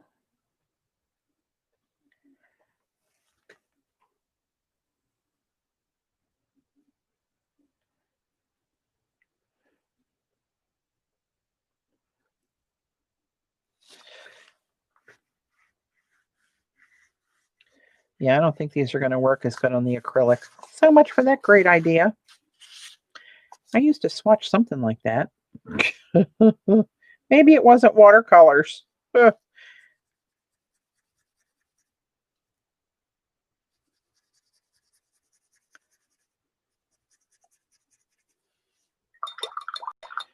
this one is called Saetta, S-A-E-T-T-A. Saetta? I don't know.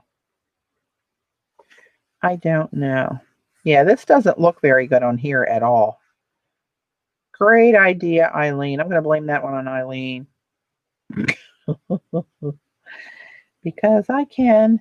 This one goes like hot pink, orange, bronzy, gold.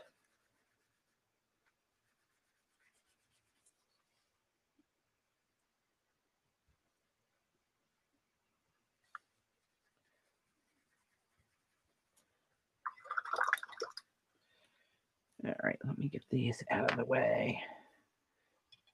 Oops, oops, oops, don't do that. Don't fall upside down.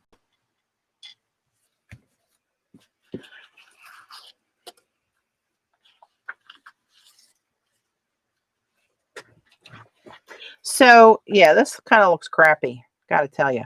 The ones up top aren't quite as bad. But again, hard to see the shift in this one. I'm looking at it, and it's the most brilliant royal purple that you can see, and you guys are seeing green on camera, and zero purple. You can see a little bit of the teal. That's so frustrating. You can't get them on camera. Oh, it started to go purple there, the one right here by my thumb. Oh, well. And this one, what was that one? Oh, that was the Lapis Sunset. So you can see that's kind of got a green blue shift or not. You can't see it. And then this was that Blue Ocean. You see the green. It's on blue on the white and green on the black. It's a duochrome. And that was the Spark Violet. It's still not dry yet. And that's that Chameleon. Come on, that's still not dry yet either. Focus. Oh, what a pain in the ass. And that's Chai, still not dry. And that doesn't look very good over that. It looks beautiful on its own, I think. This, total crapola. Hang on. Here, I'll show you those two. These are the two Rembrandts that I was just trying to show you. This is the Chameleon blue, violet, green, I think it's called. And of course, you're not going to be able to see that either. So weird. And then this is the Spark Violet. You can see all the different colored little bits in there when it focuses, which today apparently it's not going to cooperate and do that. So these are drying. These are stunners in person on black. Not wild about them on white. But that seems to be the case for all color shifts in my experience, my limited experience. All right, let me grab a piece of paper. I'm just going to grab one of these pieces of B paper. B paper. Let me turn this around.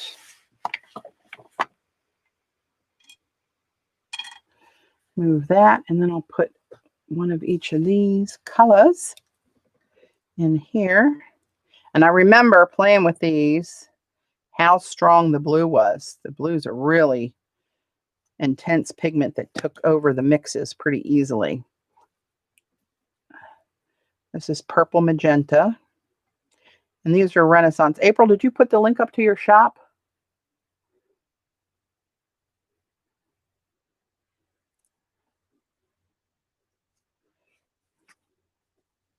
I didn't see her link there. It's a creative little, is it a creative little me or a, I forget what it is. Oh, you did. Okay, thanks. And she also has half pans, and for as intense and artist quality that these are, the prices are unbelievable.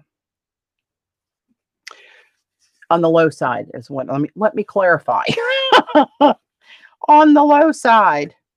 And these are big tubes. These are 15 mil tubes. All right. Let us have a little water in here.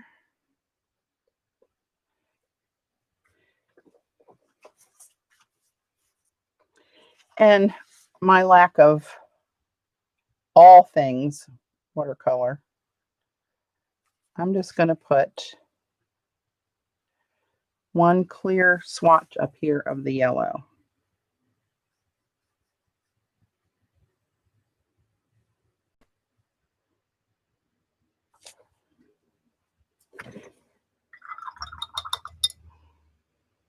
And then some of the magenta, which is our red for the Triad.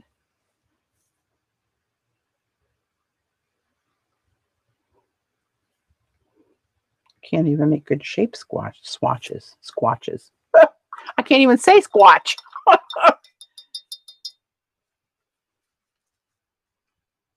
What happened now?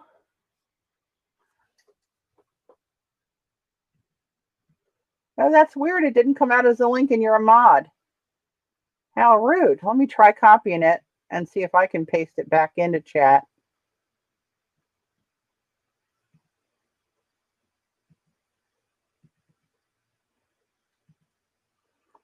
see if that one works. That doesn't look like it's coming out either. What the hell's going on with the links? Oh, there you go. Now you got her. She got you linked up now. So this, you can see how intense this blue is. That's just a little bit pulled back into all that water.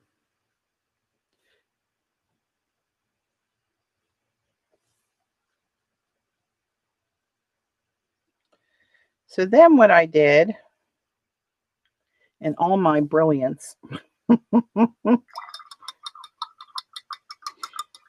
under the yellow swatch, I did a mix of, how am I going to do this? I'm running out of space.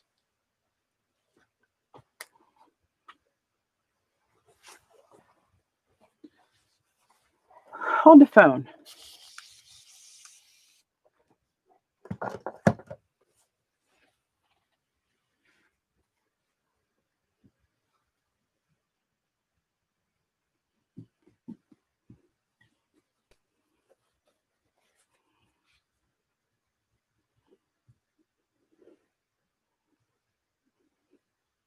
Give me a little more room there.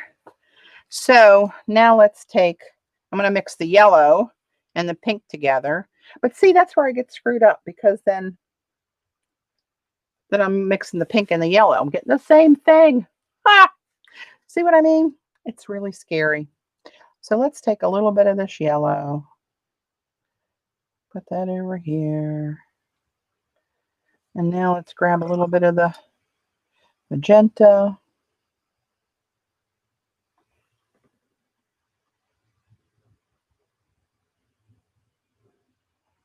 I think that needs a teeny tiny bit of orange. I mean, you can, of course, make that any shade of orange by adding more yellow or more of the pink.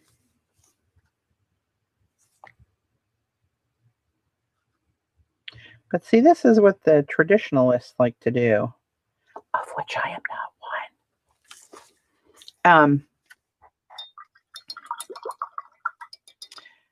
They like to use a triad and make all these colors, and you can certainly do that.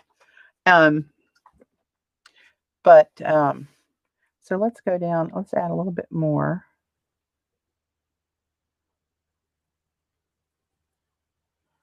Let's see how that changed it.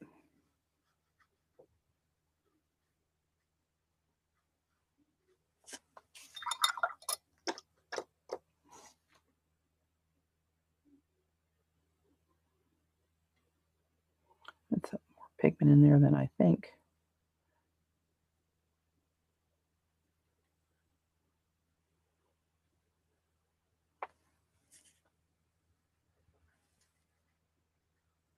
But you can make a gazillion colors with these. So if you're just, especially if you're just starting out and want to see if you like, that Eileen's got me figured out. You caught me. If you, oh, I know what I'm going to do. I'm going to put another yellow one over here to add my blue to.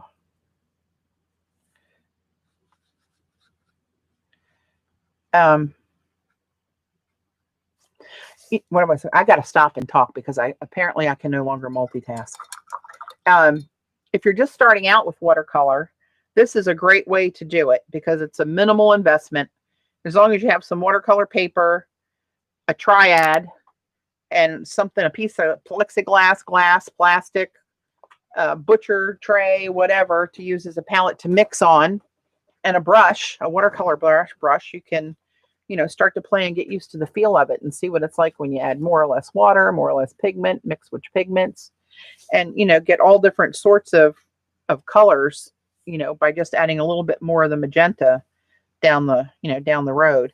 But I'm going to put more magenta in this and see what kind of color that comes up with here. That's almost like a red.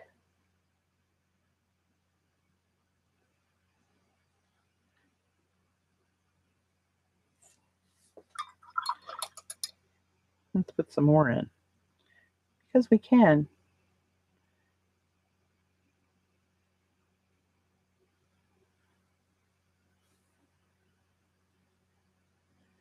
That just changed a little bit because I mixed all that other pigment up with it. Let's try that again, shall we? Let's get a little bit stronger stuff in there now.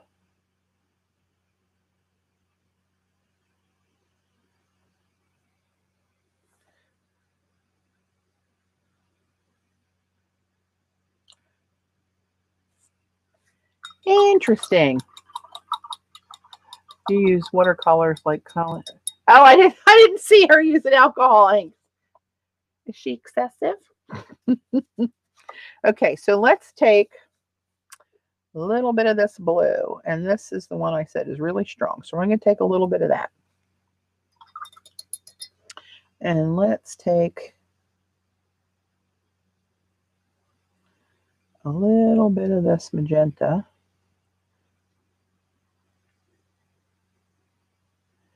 That's a pretty purple right there. Ooh, that's really pretty.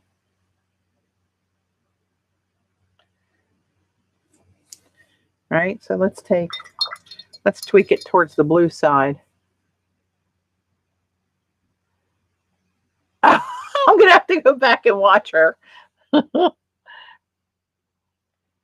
a little more blue and see if we get like a what's that called? Is it French ultramarine that's got a purple hue to the blue? Hue to the blue.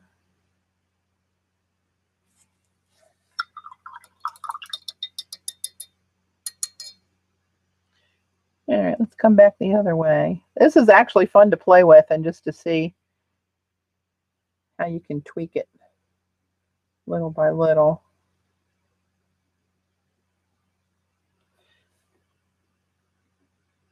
That's a little pinker than this one.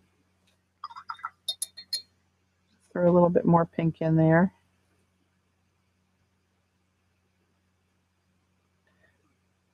This looks very violet now. But see, just little by little, you can, if you're doing a floral, you can make such a ton of colors. Like with just this 3. So now let's do some of this blue. We'll put it over here. There's a glare on this, and I can't really see that well. Pull it in closer to me.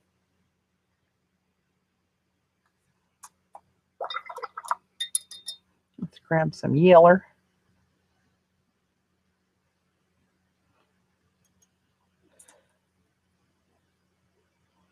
Let's see what greens we can come up with. That's a pretty straightforward, kind of a grassy sap, I guess, green. And then let's put a little more blue in there.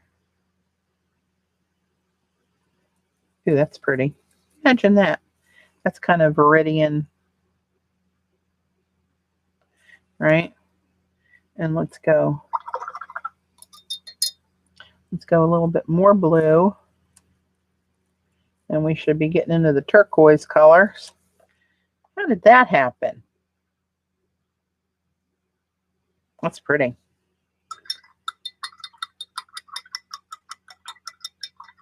A smidge of Mars Black. We'll do that. Now, I just have the Schminke Mars Black. You mean your Renaissance Black? Oh, I wonder, would that have been in that 24 palette that you sent me, April, a while back? Let's see. Let's throw some more yellow in this turquoise now and see what we get, like a more of a limey green.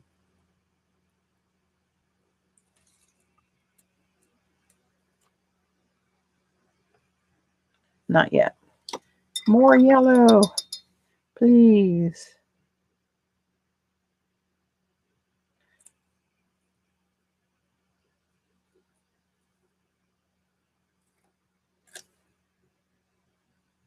That's getting a little more limey.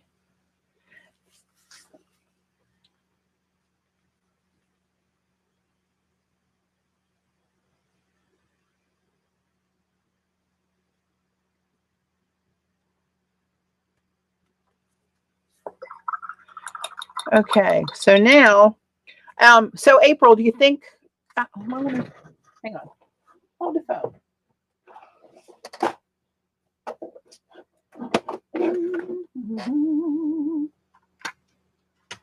Nope, not there.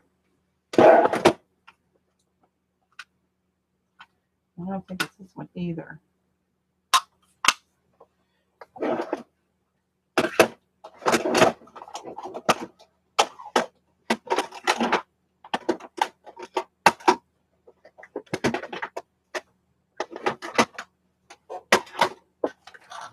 Is this it?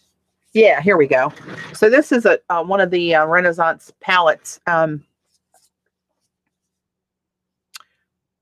think I bought an extra pan to put more of them that's in here. I love these pans, and I'll tell you why. I bought a few of those separately because if you very gently take a pair of pliers and grab the metal frame of this, you can take the whole thing out. And when you do, you can get that many half pans in this. 1, 2, 3, 4, 5. 2, 3, 4, 5, 6, 7, 8, 9, 10, 11. 55 half pans are in there. And they fit in perfectly. And that brace in there snaps out really easily. So let's see. Are one of these black that are in here, pray tell?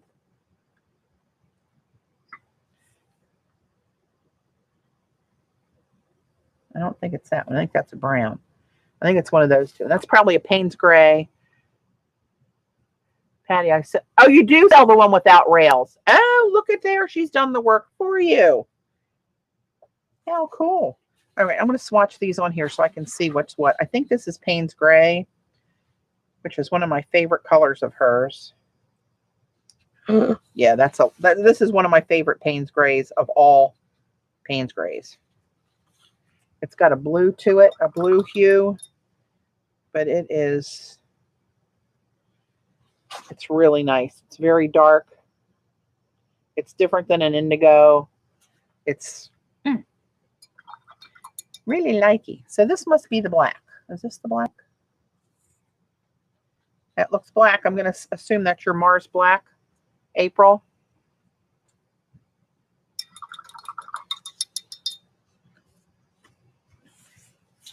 So let's try putting some of this in with these mixes then, right?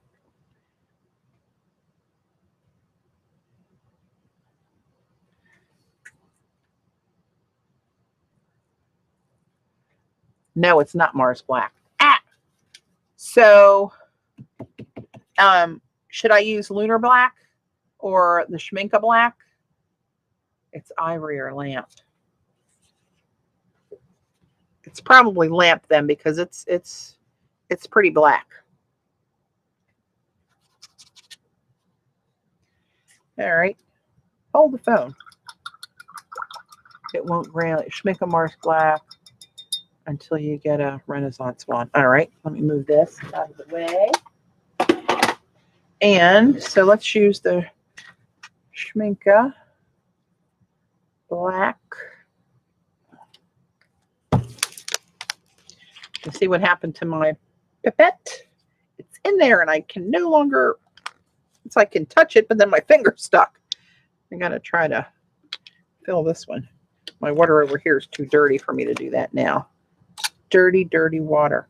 Okay, so let's try the Schminke Mars Black and let's see what happens. So let's put it in with this purple mix here.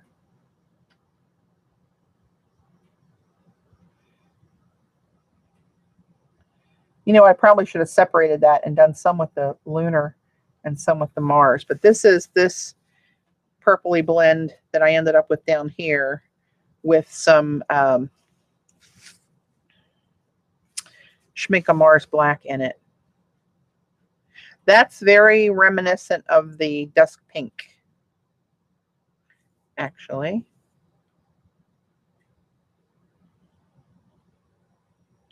I'll show those together when they dry.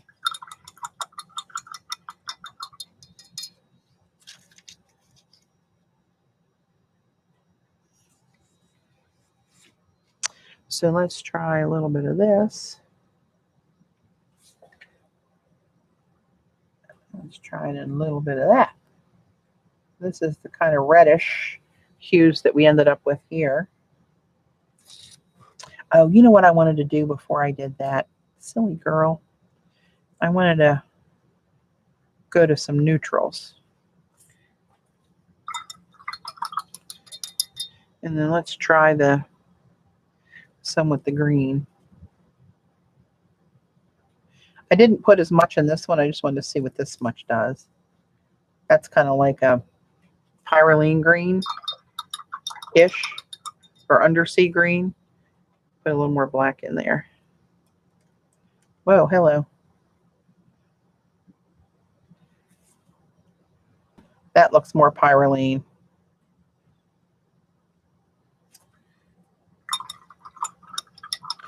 But now let's try to, let's see if I can pull this off. Hey, Cher.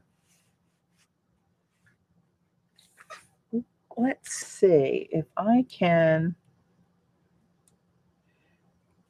Let's see what kind of neutrals we can come up with. And I'm going to use all three of the primaries to make a neutral. That's my plan anyway. Let's get some yellow out there. And the yellow and the magenta, aka red for the Triad, right? Is going to give me an orange. And then the complementary to an orange is blue, right? And that neutralizes blue and orange. I'm not going to use too much of that blue because it's mega strong. We might have to come back to this.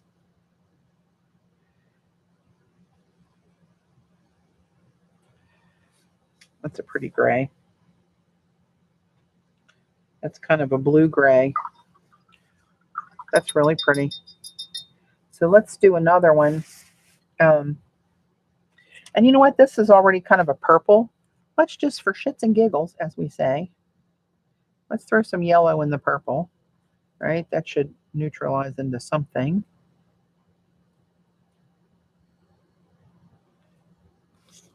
That's more of a brown.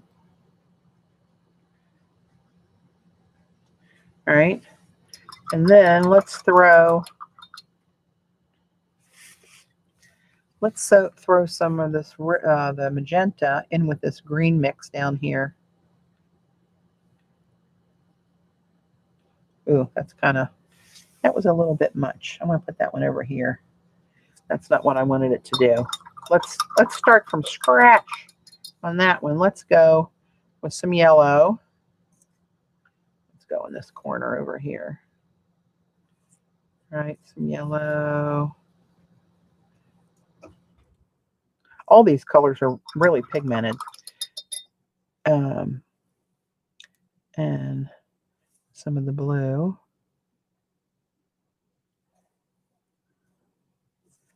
Am I on screen? Oh, hell, I'm not even on screen. Sorry. Here's my little pile of this green.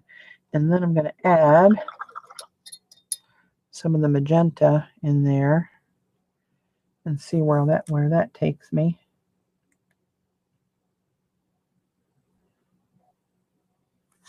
Probably too much on the magenta. So where do I have to go? The blue? That's like a smoky purple. So I'll put a little bit of the yellow to pull back on the purple. Can literally stay here all day doing this. It's a little swatching back and forth. What time is it? Oh, it's almost 5:45. Oh, Mama got to go. Dog's got to go out. Got to feed Mumsy.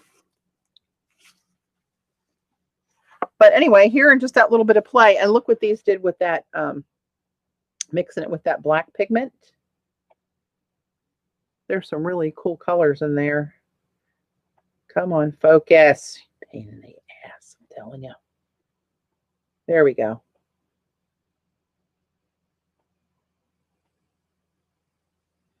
Some of them are still a little wet. And here's some of the neutrals. Right, and all those, that's just the tip of the iceberg of what you can do with these three lovelies from Renaissance. And April, if you got your link, throw your link back up there again to end it, so it's showing kind of in chat when I'm talking about it. And then the people that watch after this can more easily find it. But here they are. They're Renaissance paints. These are the 15 mil tubes. Here's some other colors that I made another day. I was playing with it. It's kind of like a real ochre color. That looks blue, but it's just as dark green here as it can be. That's so weird. Here's that Payne's Gray. I really like that one.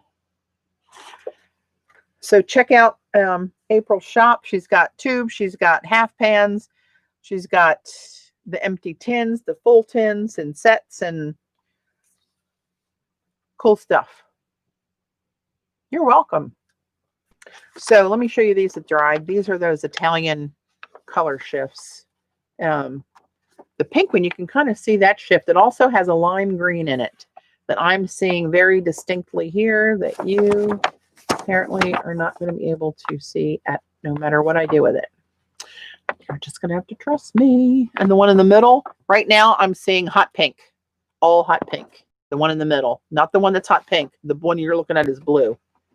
You can see a little bit of purple coming into that middle one. Oops, backwards. Right. But you don't get to see the hot pink. And this one, I see blue. Oh, look, there's, now you're seeing hot pink in the middle one. This one I'm looking at, you're seeing that turquoise. I'm seeing like a purpley dark blue is what I'm seeing. And also there is a lighter turquoise and it comes up a little on the green side. There it is. There's the green. And I know you can't see it, which is a crying shame. I need to come out with a color shift camera. That's what I'm going to work on in my spare time. All right, kids, really got to roll. Thank you so much for hanging with me and playing with me and tolerating my ignorance on the subject. But this is how one learns, correct? I think. But I do really like this azalea with the fire, the phantom fire in it. That's really pretty in person. So check out her Billowing Heart. She has a second channel too called Heirloom Luxe. But where she's playing with this azalea, that's actually on her My Billowing Heart channel. Her name's Thea. And look at this gilsonite, how that granulated and has a little bit of that, forget what I put in there. Chai, I think. Down at this end. And Hirit and Aliona also are playing with the same kind of thing. So I blame them for spending my money. I don't know how else to do it other than blame somebody. Usually it's Eileen, but even her, she misses one every once in a while. All right, kids, I'm going to roll. Thank you so much. Have a great rest of your week. Wish me luck for early voting tomorrow. Keep your eye on the paper. Yeah, Mom ain't taking no crap at the polls, I can tell you that. And yeah, if I live through it, I'll see you next weekend maybe. Bye, guys. Thanks a lot.